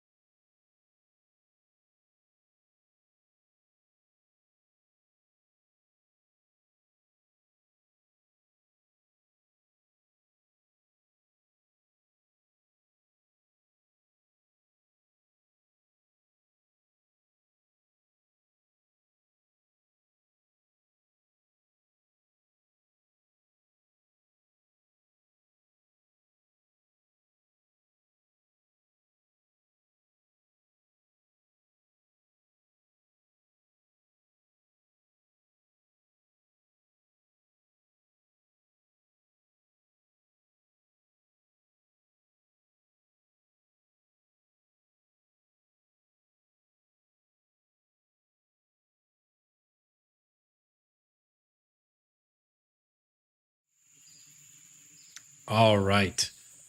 Getting back into it with your history check of 22. Lorelei, a very long time ago, you had this obsession with the ordning. And it was like it's like when someone breaks into, an author, oh, I'm going to read every book by insert author here. Because there's just a really good series. Somebody wrote a really good series of novels that crossed the line between fiction and nonfiction. It was more like a creative retelling of the ordning, specifically of a few different tribes of giants. One of them being the frost giants. So there's a whole section of the book that wasn't about this, but the frost giants specifically, you remember that because 22 is phenomenal. And you remember that there was this artifact given to the bride of every new Jarl. Jarl being, I can't really say it loudly because it's just such an Jarl, Jarl, but the RL sound is so internalized it's hard to pronounce properly. So every time a new Jarl was elected, the same ring was given from the previous one, even if they were if it was taken over by force, even if it wasn't a peaceful passing of power. The respect of the ordning was to give this ring to the Jarl, and he would gift it to his new bride. He would take a new bride, even if he had one. He would take a new bride upon becoming Jarl. He could keep the old one, but he would always have a new bride, and he would give this ring to the new bride. And this ring was passed down in every instance of the book that you read. And maybe Lorelei growing up would have found obsession with that. Maybe Lorelei would have found that to be ridiculous. I'll let you decide. But this artifact, this ring of what they called the Ring of Winter in the stories, and it gave the person this aura of frost. And there are even probably some stories, some spin-off stories. Maybe somebody recommended, oh yeah, I'm going to read the book by Clemens, but Joster was a recommended fan fiction of Clemens, and Joster had a book where one of the frost giants married a cloud giant, but the cloud giant couldn't go to the frost giant city because it was too cold. So they gave them that bride the Ring of Winter, and then they could survive the frost giant city. So like it's just this ring is always kind of always kind of tangential to the story, but it exists in every version of the telling of the frost giant ordning, that it is always the ring given to a new Jarl's wife. And that is when they mentioned the Cold Walker. You've heard that a number of times in those stories that that person would then be called the Cold Walker, or something like that. They may be called, the Frozen One. They may be called the Cold Walker. They may become, the Ice Breather, something like that. But they always get these kind of like affectionate terms when they're given this new one, and they're very respected amongst the frost giant community after that point, because they've been appointed by the Jarl to essentially be like the bride of the tribe at that point. And that is, you're so confident. You may be wrong. You don't know, but you're so confident that that's the book that you read previously, that like that matches up the description of like, why would frost giants come to the jungle? They traveled that one time. They went all the way as far as the Sea of Fallen Stars. That's very a characteristic. I remember that book. And so like you can start to piece the pieces together however you think Lorelei would. I'm giving you the out of character knowledge. Feel free to interpret that in character.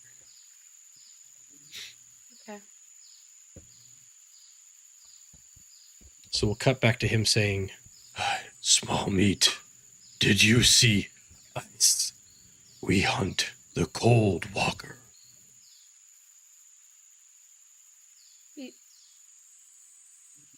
You're here. That. Why are you hunting her? No, not her. Someone took the gift that was to be hers. He has become the Cold Walker.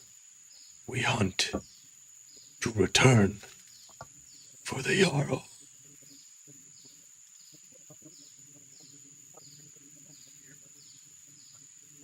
Oh, Yariko, come here. Wren kind of pushes Yariko. I will pop over. And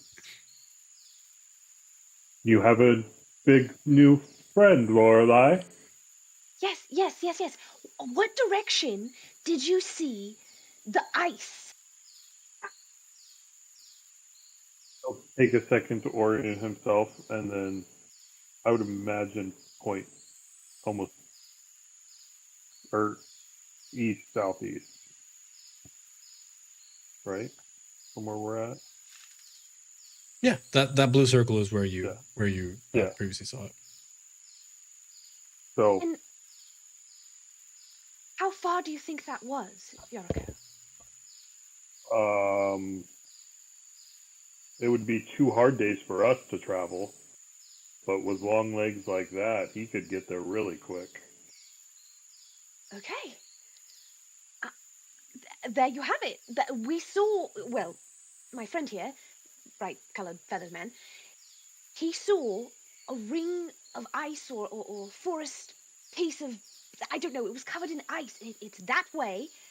Your legs go, and that's what you're looking for. Do it. Is the frost giant hurt? Visibly, he's suffering, but not hurt. As uncomfortable as your party is, this thing is 15 feet tall. So he can only get under the tallest of trees. So he's constantly exposed, and he has a frost aura. Being next to him, it feels cool. Like Lorelei is comfortable for the first time since coming to Tolt because she's adjacent to a frost giant. So he's just suffering from no outward injuries. Or... No, nothing that looks outwardly awful. Do any of you speak giant?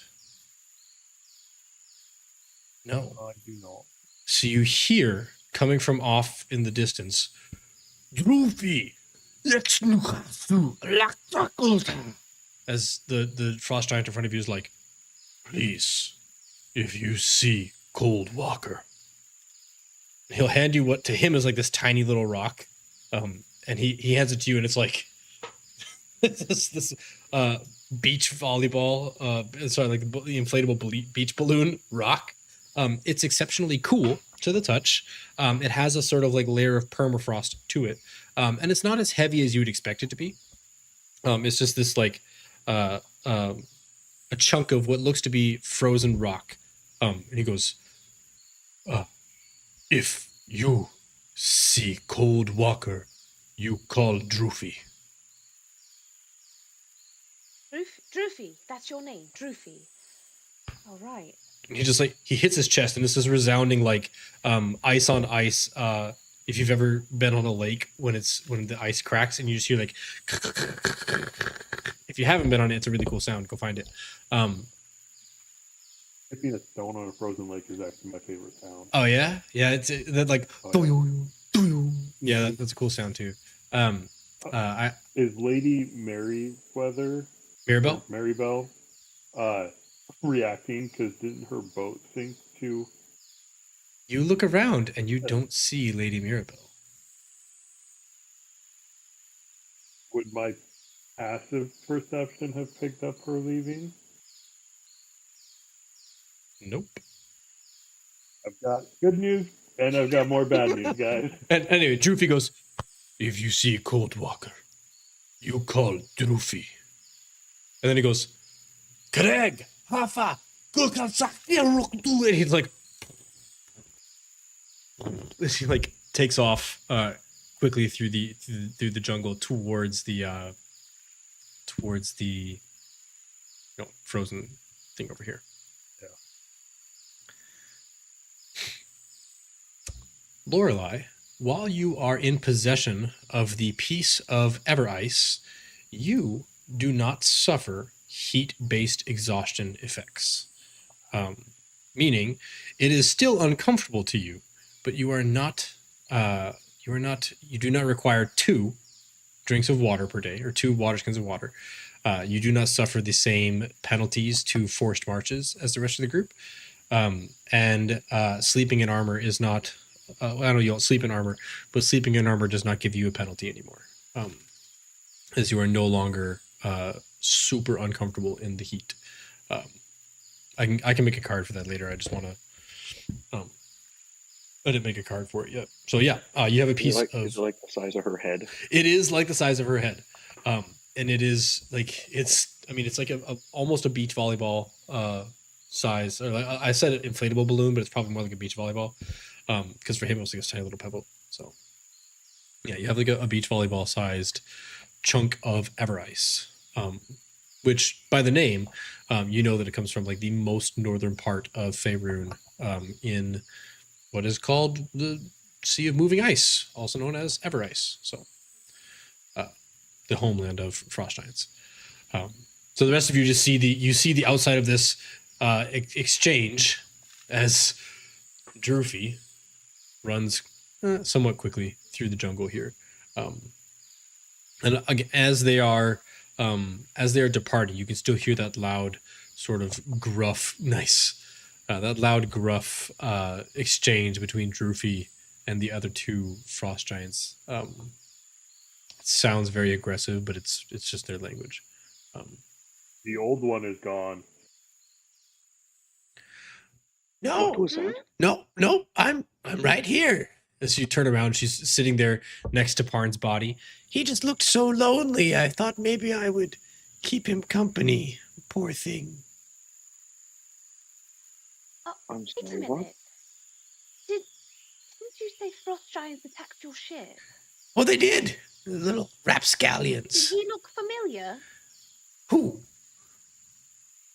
Did you not just see the Oh, giant I was paying frost giant? attention to this one. Did you see what came out of the?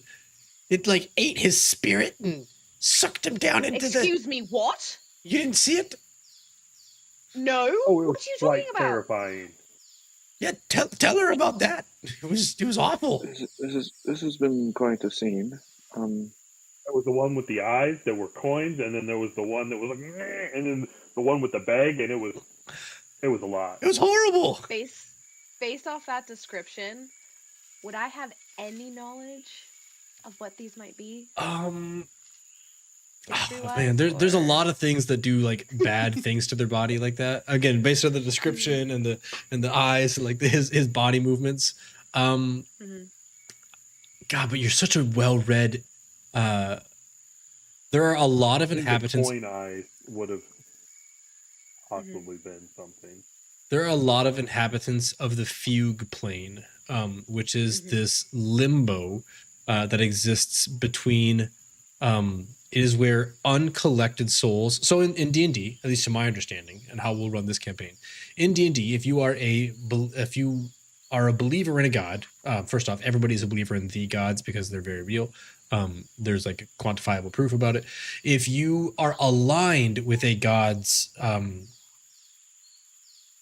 domain upon your death, whether you are a good or a bad person, if you're aligned with it, you'll go to their afterlife, where you become a depending on their afterlife, you become a what they would call a petitioner. If you don't have any, if you are not aligned with any, if you go through life not committing to any one or the other, you go to what's called the fugue plane, and then there are a number of deities or people who can pass you through to other afterlives that are most aligned with your predilection. There are a number of things that hunt unclaimed souls in the fugue plane, the largest of those being hags. Hags are very common fey creatures in the fugue plane that collect souls.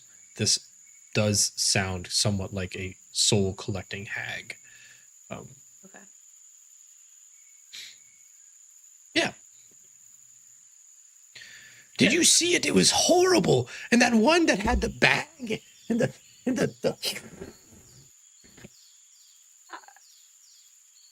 it was awful. I mean, But you From- didn't notice the 15-foot gentleman. Oh, the big frosty thing.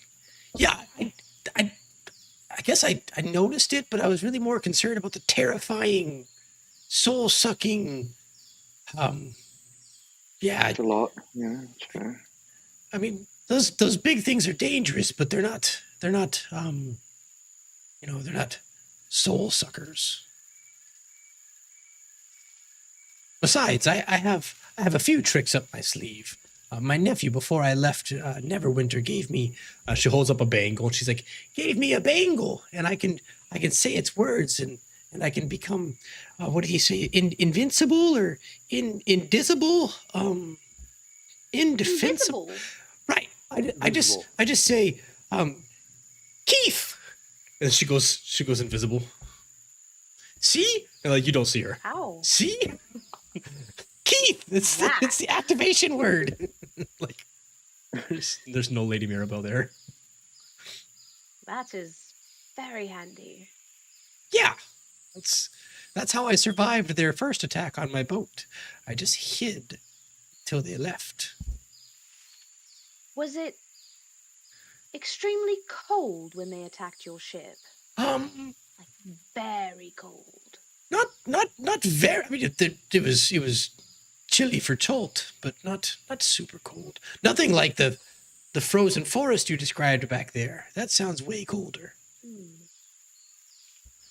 Anyway, I don't mean to distract you.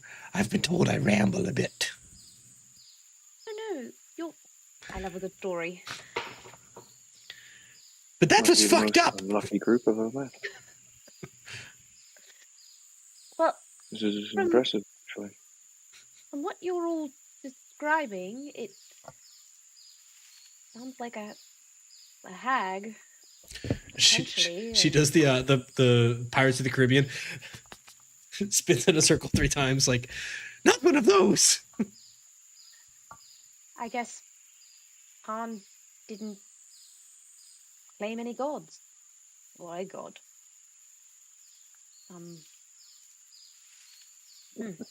That's dreadful.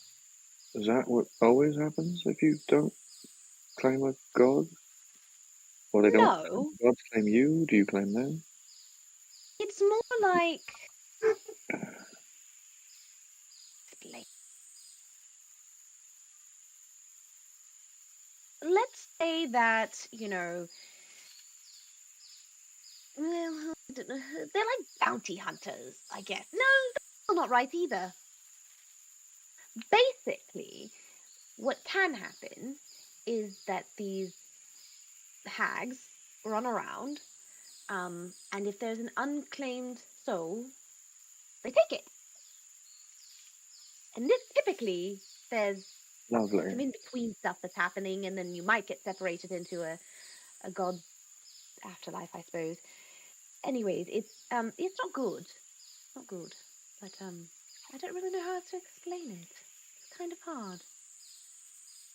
Yariko, Hundreds of battlefields, I've never seen that. as true as her story sounds, she sounds very convinced on it. Yariko, you know that by dedicating a recently dead person to a god, they will go to that god. Just letting you know, that's one of the reasons you do last rites, is to stop people from going to the fugue plane because it's miserable. So you send them to your god. You're like, oh, I don't know if you had a god, but I'm gonna send you to Savras and he can sort this shit out. I don't forgive you. I arrange a meeting with the guy who does. Like, peace. Go. Eggs do not claim souls. They scavenge moments that are no longer defended. And like he'll spit at the ground. What they take is not fake, but neglect. He's genuinely upset at what just happened before him now that he understands it. What do you mean they claim neglect?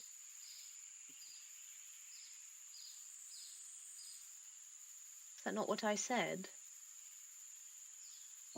You might have said it that way. I'm not as smart as Feathers you. has his own way of talking, quite a bit. It's unique. Makes sense sometimes. Because if Parn neglected to serve a god or pick a god, that tends to be where the hags come in. They like unclaimed things. Can we Yeah. stop them next time? I just don't know performed a how. Could ritual, you? though, I'm for not my tracking. god. Goochmog's like, Well, what does... I'm with, and he points at Wren. I'm sorry, I don't even know your name. I'm with him. I've been in a lot of battlefields. Never seen no hag come take no body. Doesn't mean they can't. Just means I've never seen it. Right. But what you're saying, Yariko, is that if you perform last rites, it shouldn't happen? Correct. So all the talking and waving you didn't stop them?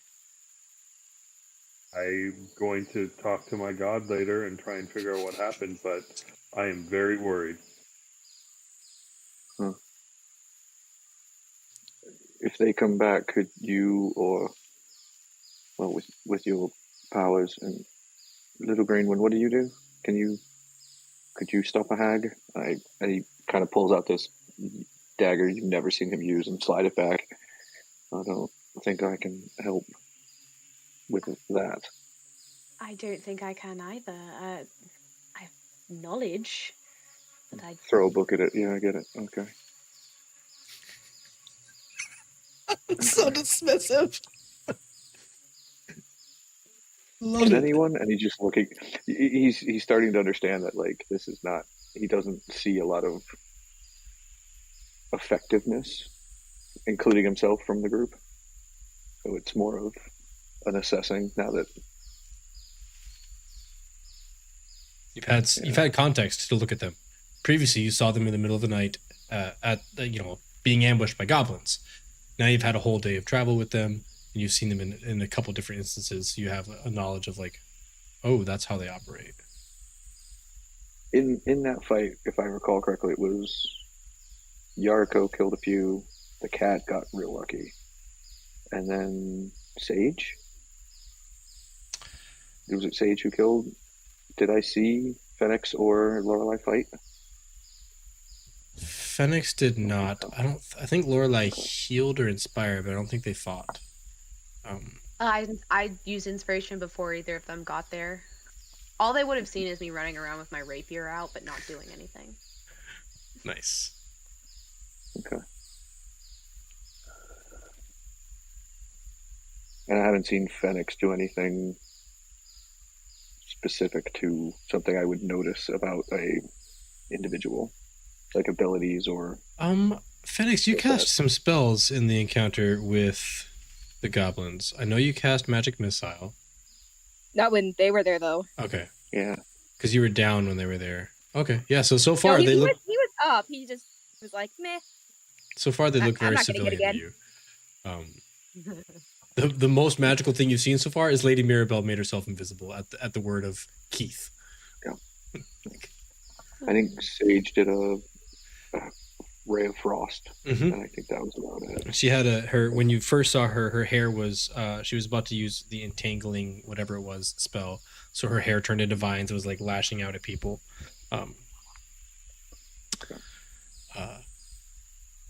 Yeah, cut to Jakob, who's like, "Can we go? I don't want to die."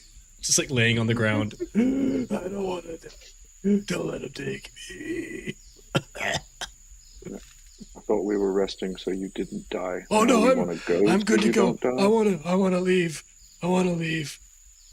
This is like just ready to not be here. Oh, so the hags and the frost giant. Yeah, time to go. Yeah, yeah. Okay.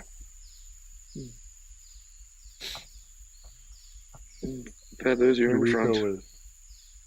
Yariko is still very disconcerted with what just happened. Not to the point where he's, not willing to go forward and stuff, but you can definitely tell he's looking back at that moment, which is very rare for him.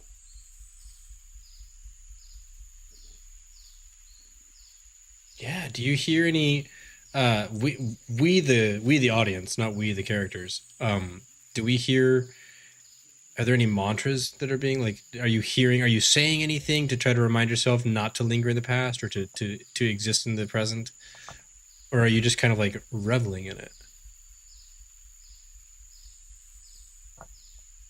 There will be a few phrases that he might repeat over and over again. Like he'll clap his hands, close his eyes really tight for a second, and then open them. He's like, "Don't blink your life away," and take a few steps forward, and then look down at his feet. Stand where your feet are, trying to draw himself back to the present rather than on the past or the future. Okay. Anything else while you guys are here before you break camp? Lots has happened. You can talk about it as long as you wish.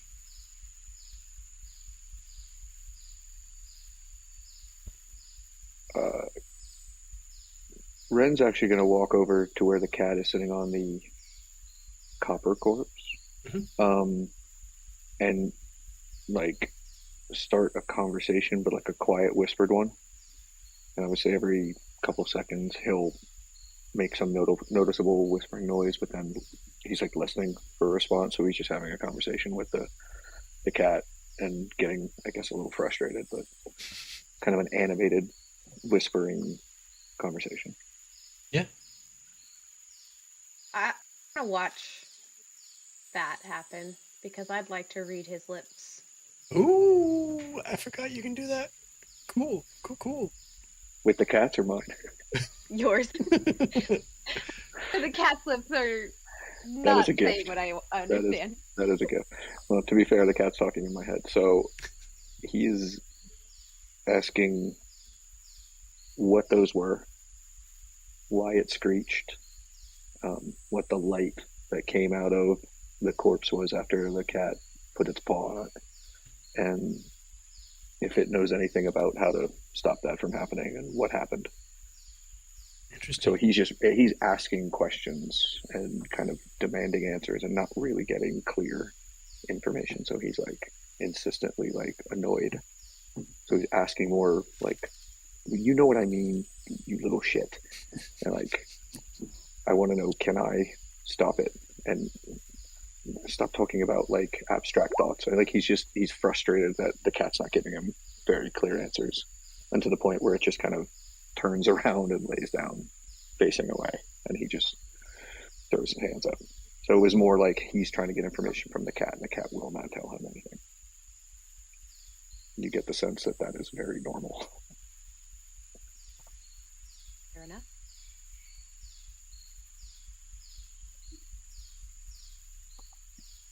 Easy enough. Cool. Let me see. So as we see that scene playing out where you're listening in, Phoenix, are you still hanging out with the body? What I know Yariko is standing up and getting ready to go. The two of them are having that they don't know they're having an exchange, but Wren is having an exchange with the cat, and Lorelai is having a one-way exchange with Wren. What are you doing? Oh, you Phoenix? know, Fennec is just writing down everyone's mental breakdowns, all that good stuff. Nice. On the second day of Jostin, yeah, exactly. Cool. Cool. At that point, Guchamag will be like, well, if we're gonna try to make good time today, we need to press on. It's gonna be a hard march this afternoon, but I think we can probably make good time. Should we? If you're not carrying the corpse, can you help him? And he'll point to, I can't remember his name, who's half wheezing. Oh yeah, I can carry him. Yeah, come here, Jakob. Okay. Jakob's like, wait a minute, wait. He just like picks Jakob up like a child across the shoulders, and he's like, all right, you comfy? No, good. Like, Kuchamog will happily schlep a much lighter, although Jakob is like, fully grown and what's his name was a dwarf, like smaller. He was a solid piece of copper. Just for reference, just so you don't think it's like a further point going in the campaign. Malcolm was testing out a homebrew race of dwarf from a different campaign setting that I was working on, so he was playtesting it for me. He didn't get to playtest it very long because he died, but the whole shtick was that the dwarves are cursed and they all become a mineral, and their cast in life is selected by the mineral that they randomly get as they're aging. So he rolled and got copper. That's the full extent of it. There's don't look for it. The other dwarves you meet in the setting, they're not going to have a mineral affinity, so don't worry about it. Cool. With that, you guys can set out. If you are trying, what pace are you trying to set out? Are you trying to make it 20 miles a day or 10? I would probably go for 10, just knowing how winded everybody just got during that. And while doing, my little jump fly thing, I would try and look for any of the plants that I know Wren needs for potion. Oh, cool. Okay. Then yeah, during your afternoon walk, because that was the morning session. During your afternoon session, the two of you, between the two of you both working together, I don't mind if you use the same 8 hours. Now that would mean that you wouldn't be allowed to do the survival check for navigation, Malcolm. Yeah. Him or Wouldn't be able to. Yariko or Wren? Wren wouldn't be able to, but if you're going to help look for herbs, Yariko, it's going to be a lot harder to do that while doing the survival check. The survival check is like, I'm going to fly up and I'm going to see the lay of the land and see where we're going. I can't go that way because in 3 miles I see that it ends in a big a big mud washout, and I don't want to go through there. You're kind of doing like grand scale navigation, looking at the layout of the land, rather than if you were just trailblazing, you'd be down on the ground and be like, well, I see a plant right there in front of me. I'm going to focus more on overall big plan, not getting us into a bad situation then. Cool. So perfect. If you want to, I think you said it's 25 gold, Wren, yeah, go ahead and knock that off, and you can get another healing potion at the end of this 8-hour walk. Because you have dropped Parn, and because you have that moat of, or that piece of ever ice, this walk is actually pleasant. You get to you with Yariko flying up ahead. It's not uneventful, but we don't need to cover it in our montage here. As you go through your 1 second. Sorry. Yes, and yes. Sorry. House responsibilities. Okay. As you go through your day, there are moments where you're like, oh, don't go that way. That looks like a giant group of, thorn bushes. Or don't go that way. I can clearly see, you relay back down to Lorelei what you see, and Lorelai's like, yeah, that's assassin vine. You're perfectly describing an assassin vine. Don't go that way. So between the two of you, Yariko being both exceptionally perceptive, able to fly, and having a textbook of flora knowledge on the ground, you're able to navigate exceptionally easy. In the afternoon, as expected, it does rain heavily, which makes it a little bit harder for you to fly up and see. It is there's a lot of thunder and lightning in tropical storms. Tropical storms in the tropics, not tropical storms, but storms in the tropics. There's a lot of lightning. I would take time to fill up everybody's water bottle, let them drink as much as they can, and then fill them up again. Perfect. Yeah, so if you have empty water skins, feel free to just chalk it up mentally that those are filled. They also goes for Jakob, who is being carried and is doing exceptionally well, Guchmog, and Lady Mirabelle. As it comes to the evening, you're again, the afternoon block is uneventful, thankfully. You're able to have a successful day of talking to frost giants without dying, watching somebody being claimed by night hags, and then traveling very easily. You come to what is a very reasonably defensible a part where the territory kind of goes up, because this would be the high ground here. And then every area on the outside of that would obviously be, whoops, I don't want snapping. All of this would be lower ground as you get away from this central ridge, away from the water.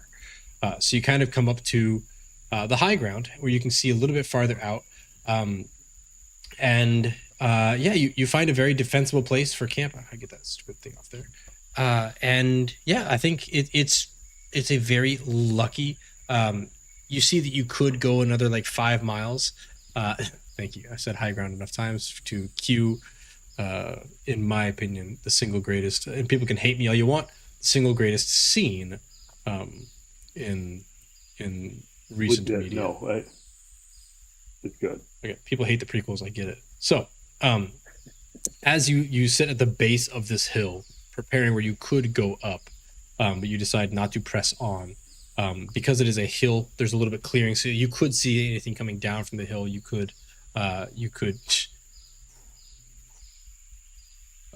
move me emotionally, spiritual awakening. Okay, I'm berating the point. Night sets in. There is a nice calm breeze that comes up through the ceiling of the canopy, and lo and behold, it's a really good day. Why don't you guys describe how you transition from, and again, I'm giving you full yes and authority here. If you tell me you found a well, it's cool. Why don't you describe how the success of the day ends from the afternoon going into the 8-hour night shift of day 2, traveling from Beluarian to Nyanzaru?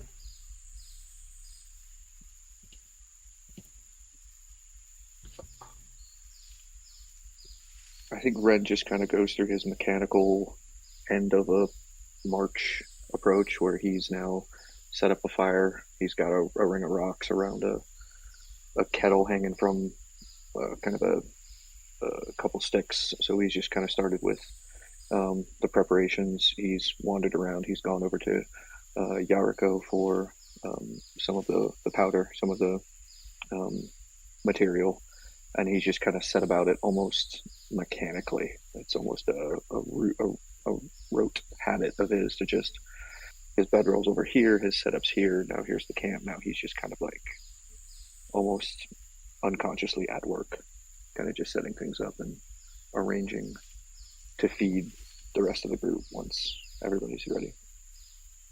Yeah. How do the rest of you transition? The flower powder. Yeah. What's it look like when you use your herbalism kit to make a potion? It's interesting because it's more of a pasty looking thing. So it looks like kind of a leaf, a couple leaves wrapped around a goo that he's collected and crushed, and it looks way more mundane than magical. I mean, you can call it a potion healing if you want, but it doesn't look like someone has a little vial of shiny blue liquid. It's more something he would just kind of keep in a sling on the strap. So there's a couple of them that he can just kind of take out and force feed or squeeze kind of the remnants into someone's mouth or into his own. So it's a little bit more looking tribal or archaic than it is kind of modern alchemy. I was going to say, it sounds, not to be reductive, but it sounds kind of like what I'd imagine Aboriginal healing to be.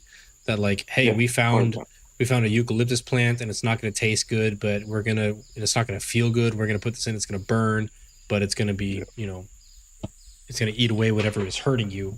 And like, it's wrapped in whatever you had available, banana leaf plants and whatnot. Yeah, and he's got salves and he's got little whatever, but they're all in little pockets and little containers. It's not, it wouldn't look like a magic shop set of items. It would look, like you said, more maybe an old wives in a small village who quote unquote heals people. It's very basic and very simple. There's not a lot to it. You look at Sage and she has a number of things like that on her body. I think she started the campaign with 5 potions, and all of them were like, oh yeah, this is a hollowed out gourd, and she just put some stuff into it and it became like Well, this is grandmother's soup recipe for when you don't feel good. And lo and behold, it has some, healing properties to it. But yeah, so you look at Sage, and she has a very similar collection of, accoutrement, which is exceptionally different from what Fenix has. Fenix, why don't you describe how you transitioned from the end of afternoon to beginning of evening block here? All right. Well, yeah, he's gonna probably, while everyone's sitting down because they've been walking all day, he's like standing up and stretching. And he's gonna have Mr. Body set up the tent because he's lazy. And aside from that, I think he hasn't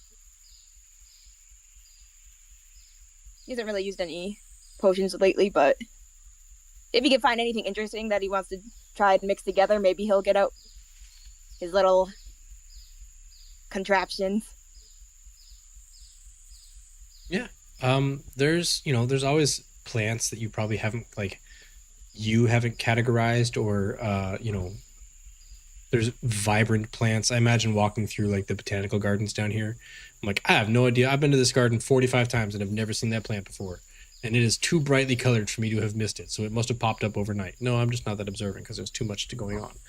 So I imagine that there are plants here that you have never seen before or never categorized or cataloged. That's what I'm looking for. So there's always something you can combine. Now, whether or not it makes, anything successful without an herbalism kit, it's kind of moot. No, it's very just like experimenting. Yariko will spend some time in prayer, but then he will start ritually casting Gift of Luck and touch every single person in the party at least.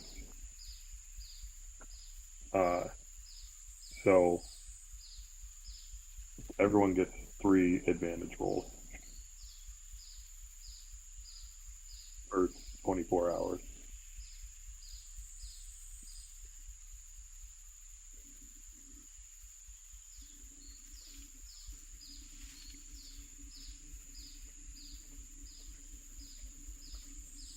I cannot hear you, Thomas. I've been muted for I don't know how long. That's cool. I said that's a pretty cool spell. Level 2 spell, is it? Yeah. 3. Everybody gets 3 rerolls. Is that what it was? So you grant a touch creature a limited gift of luck while the spell lasts, which is 24 hours. The target gains advantage on 3 rolls of its choice. Once 3 rolls have been affected by the gift of luck, the spell ends. Okay, so it's 3 shared. No. I'm ritually casting it a bunch. Okay, so it's just a matter of like an hour, 10 minutes. Yeah. Cool. Thanks. Should have just read that the first time. Unless you don't want to stack. No, that's cool. That's cool. I like that. That's huge. And you can, if you had, 30 minutes to prep, you could make a lot of, and again, they don't even need to be conscious. You could just, on your watch, walk around, kneel next to somebody, and touch. Next person, touch. People might have noticed that the cat is, for some reason, kind of subtly following Fenix around. Ooh. Like 5, 10, 15 feet away. Wren's no longer paying attention to Fenix, but for some reason the cat now is. I like it. Fenix would probably notice. He's pretty, whatever the word is, I can't pronounce words. Perceptive. Yeah, that one. How stealthy is the cat being? It's not really like it's staring at Fenix. It's more that like it's for some reason like lounging around closer to Fenix than other people, or kind of laying down with its head looking that direction rather than another. It's not subtle, but it's also not like creepily obvious. It's not staring at eye to eye from like 5 feet away. Okay. I like that. I think it's noticeable, but I don't know it also would give any anything more than a curiosity or a kind of a head tilt. I mean, Nice. I imagine Phoenix notices it, but I mean, he doesn't give a shit. He just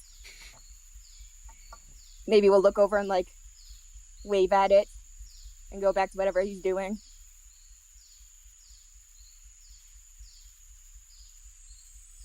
Is it the same as every cat I've seen, which is like rude to everybody, or is it only rude to Wren? Just Ren. Loves Yariko. Nice. Perfect. I skipped off Lorelei. Did you? You didn't. I know. I ducked myself right into a whole nother conversation. I mean, I would assume I help Sage set up our tent. But once that's done, I'm gonna go find Wren and just sit down next to him. And so I couldn't help but notice, for as much as you hate that cat, you seem to have a bond with it of some kind. It speaks to you? Unfortunately, yeah, the cat talks in my head. Mm-hmm. Yeah, completely Does it- normal. Yeah, that's yeah. I've heard of worse things. Does it You'd give think. you the answers you're looking for? Oh God, no. That thing's never told me anything useful in its entire life. No. Wait. How did you know I was asking it things? We all have our tricks. Fair point. The thing, it knows things I don't. It likes to not tell me things for fun, I believe, and will occasionally hint or give suggestions or ideas or. I mean, to be fair, it's between the two of us. It's much more, as you can see, magical. I mean, I or- gathered it was of a magic base. Correct. It's a shiny blue cat with wings. It's really hard to Yeah. assume It's that's just- normal. Yeah. It's- It's yeah. not. It's not. Yeah. I guess I just was wondering if it answered your question. Is there a way to stop No, tricks? absolutely not. Did you know cats can laugh? Oh, they can. It laughed at a bit of my questions. It ignored some others. Yeah.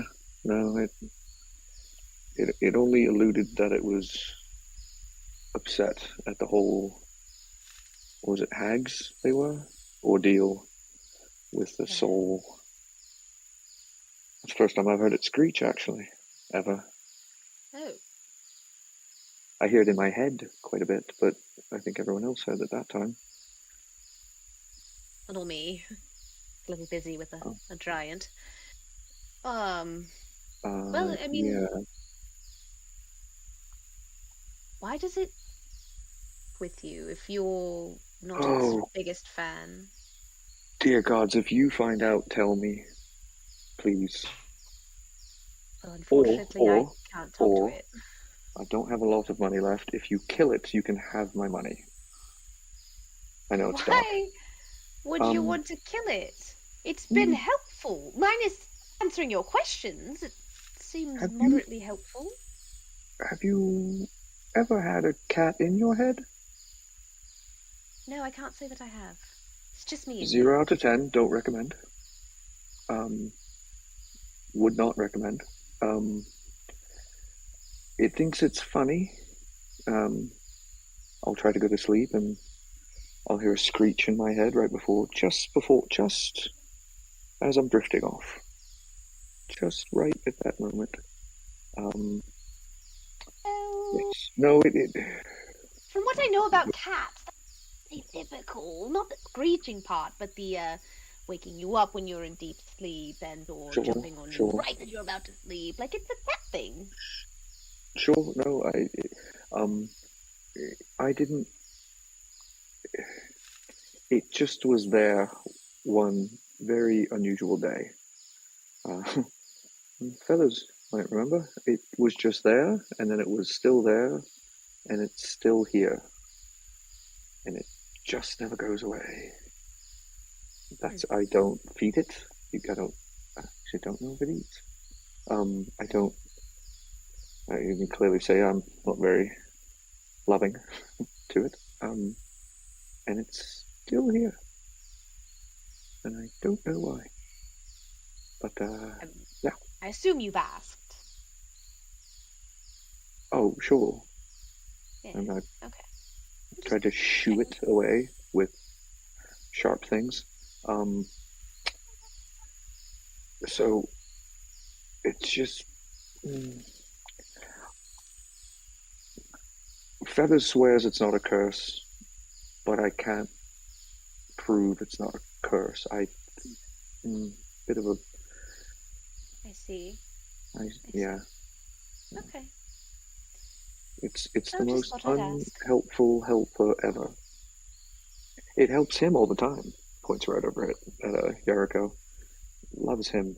I wish it would go with him, but no. Here we are. Yes, I'm talking about you, you jackass. And he turns back. This is a lovely bond. It's quite lovely. Sure. It brings a smile to my face, and those are hard to come by these days. Well, glad to help. Yes, your suffering brings me joy. Now, why does the cat want to follow Phoenix?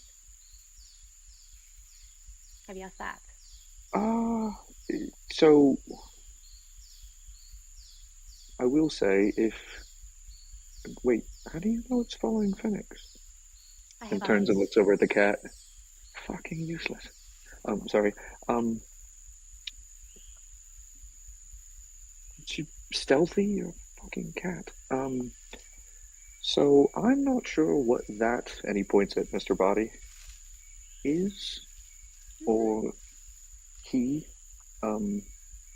is curiosity, and I think you've heard the whole cats and curiosity thing.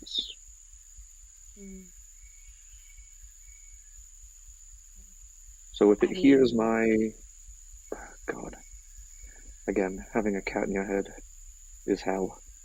All 9 of them. It can understand. I was curious, I assume, about Phoenix, and it decided to be as well. Clearly, very subtly. Don't worry, it's probably not his fault. He probably didn't think any of us were that receptive, but we are. Since my curiosity has clearly not been subtle, what is the deal with that one? Well, if I must, I think it's in the name, Mr. Body. Oh no! I actually meant Phoenix. Oh, him, yeah. Yeah.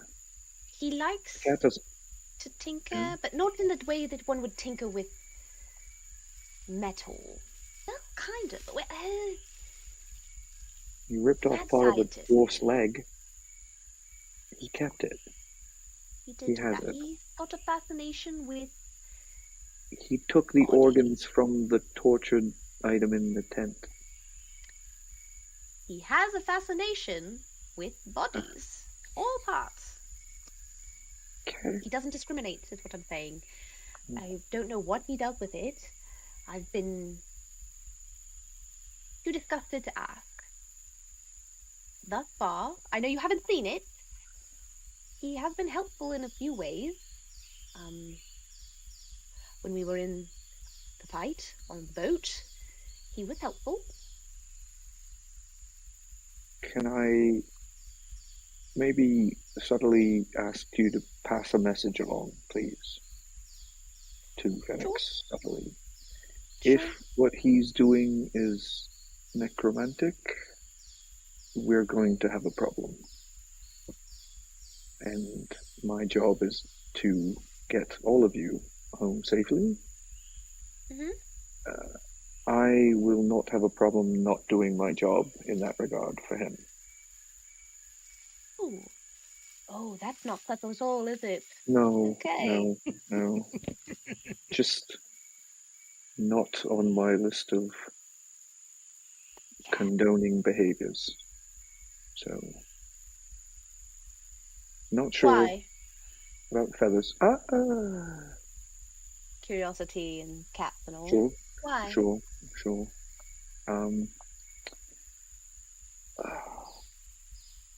How good's your history? I know a lot. You do look like you like books. Mhm. Are, If it has to do with the laws, are you aware of Ross C? Pronounce that for me, by the way. Thomas. Ross and C, like NNC. NSI. Yep. I know how right now, I just can't, yeah. Are you familiar with that thing?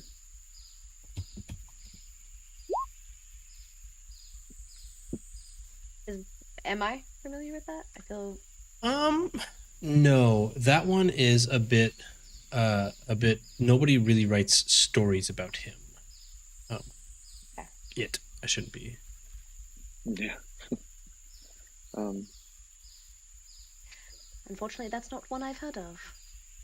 Not surprised. My history is unusually long, old. Just the undead and those who practition with the undead do not sit well with me. I have no animosity toward him, but I would prefer he kept that side of him, if that is a side to himself. But, So, just a... well, I will If you wanted to ensure your pass a note, message. yes. Yes, I will. And I think, as you probably caught on, the cat will check to see. Fair enough. We are a wide range of a group, aren't we? Sure, let's go with that. I think that's the safest description. Certainly. Well, this has been illuminating. Have you seen him do anything of that sort? No. Just collecting parts. He's a collector. You know? Again, everyone has their tricks, and he just loves to collect things. Could be taxidermy. Could be. Oh, you know what? Could be. I bet you that's what it is. Let's go with that. I'll go find out for you. Perfect. Lorelai just kind of turns heel and heads off towards Fennec immediately. Nice. Phoenix, where does she find you? I think Phoenix, having kind of noticed the cat, like, it's giving off magical vibes. So he's just like, if I could take some fur or a feather or something, maybe make something of that. Cats love that. I've heard that they love when you like grab their fur and pull it out. No, you just kind of pet them, and then they shed everywhere, and then you just like handfuls of it. It's true. That's also true. Is this a long-haired magical cat or a short-haired magical cat? It's. To be fair, I actually liked Thomas's last graphic that you did with, I think it was Yariko and Wren, and the blue cat was in the middle. Oh yeah, I can throw that up there. Let me grab that. That's kind of how my brain. Let's copy image link. Yeah. Ka-chow. Get real close because my eyes aren't that good. Just for context, that's in the Roll20. I can also put it in the TOA chat. So, yeah, that's how I picture him. Just right on, just like that. Now that's burned into my. That one better than kind of the graphic Watsy gives you for the. Yeah, the Roll20, the D&D like this is the Coast art of it is very fantastical and like it's very like astral, and it's which is fine. It's just not what I imagine. Agreed. I'd say that's medium short hair, so yeah. Yeah, it's gonna shed. It's gonna shed a bunch. You know. Just if you have like a damp piece of paper or something and the fur all sticks to it. Nice. And Phoenix, having grown up the way you grew up, would know that like, oh, how can I there's more than one way to skin this cat, one of which includes skinning it and one of which doesn't. Like Phoenix growing up with the way you did, I think makes sense that you would know that. So maybe we see Phoenix like rubbing some kind of parchment on the underside of a fern to collect some like the water as like the evening approaches, and then like taking that and then rubbing the cat with it and collecting like a whole sheet of this blue fur. That's how you walk up to Phoenix, Lorelei. Okay. Oh, I see you've found your tail, as it were. Can we speak? Go ahead. Maybe walk a few feet this way. Oh, away why? from the cat. Just no particular reason. Just trust me. Let's move away from the cat a little bit. I was gonna see if you can find any loose feathers before he leaves. I don't know anything about how often. I imagine birds molt like twice a season or something. Once for summer, once for winter, or once for breeding and once not. Yeah, we can assume that there's like a feather lost, like a single feather. Yeah, he'll take that and he's gonna stand up. It's like, fine, you're making me do all the work here. Lorelei's gonna kind of look at the cat. I guess I'm gonna kind of look at the cat and be like, oh, back to Wren. The cat will open one eye because it was like basically half sleeping, and then like look at you and then close the eye and just go right back to sleeping where it was. Yes, I'm gonna link arms with Phoenix and just kind of start walking away, kind of casually checking back, every so often to see. Okay. So Phoenix, think we need to have a discussion about your more particular interest. And what interest would that be? The body parts. That part. I've made such a good collection, though. I know you're collecting things. Are you planning on doing anything specific with anything you've collected so far? You know, in the Mr. Body style? Well, of course. Can you not? Why would I not? This is my life's work. This is all I do. Understand that, and this is very, very... I don't want to get in the way of someone in their life's work, but there's really no blunt way to put this, so I'm just going to come out and say it. If the old man who is the cat's keeper, or the cat, see you doing anything like that, he has basically threatened to kill you, and I would really hate to see that happen. Ooh, drama. Oh dear. Yeah, he seems more interested than scared. He's still smiling. Okay. Well, you know, I've done my part. I feel like I've done everything I can at this point. Don't worry, death is just part of the cycle. Listen, I've had enough death for a few days, that's all I'm saying. Could we at least make it back to the port? And then see what happens there. Would that be possible? I guess it depends on how many more times you wish to die. None. None more times die. None more. None. None. None. Oh, I guess I can't make you a meat shield then.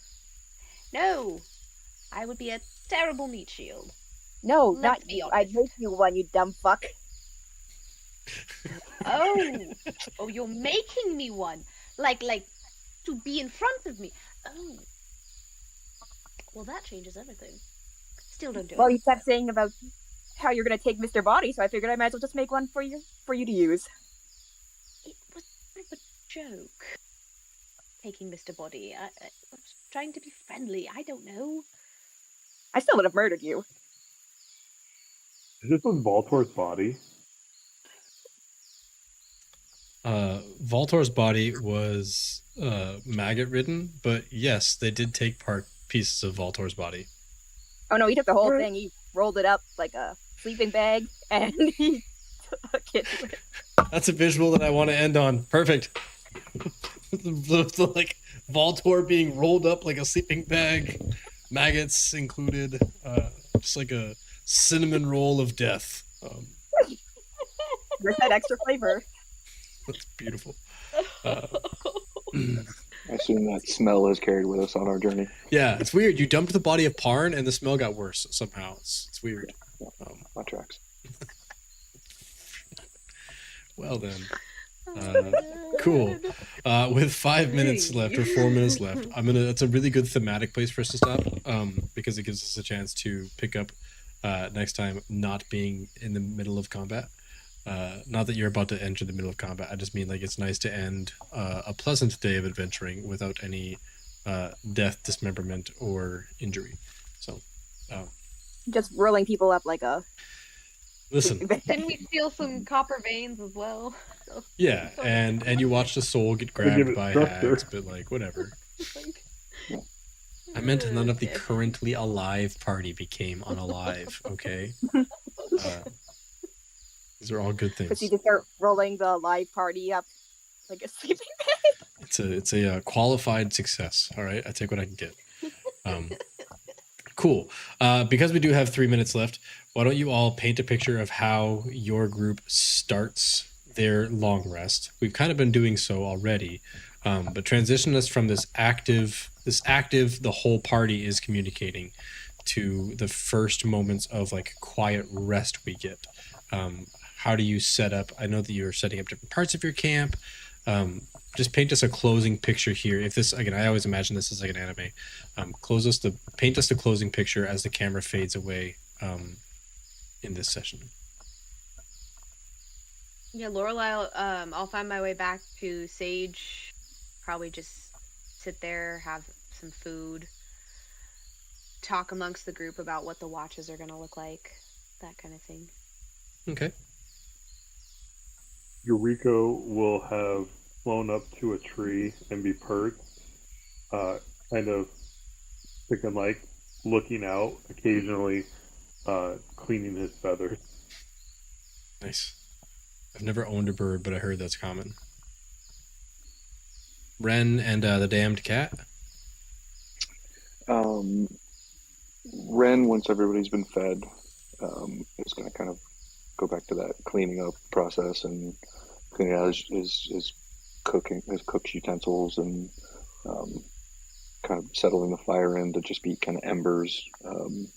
But it's more that routine. End of the day, it's almost, again, it's mindless routine at this point. Yeah. So he's just going through. Will occasionally like throw a slightly burning ember towards the cat just to see. Misses every time, but terrible dex messages. But every once in a while just kind of flings one over at it. Dodge a wrench, you can dodge them all. Correct.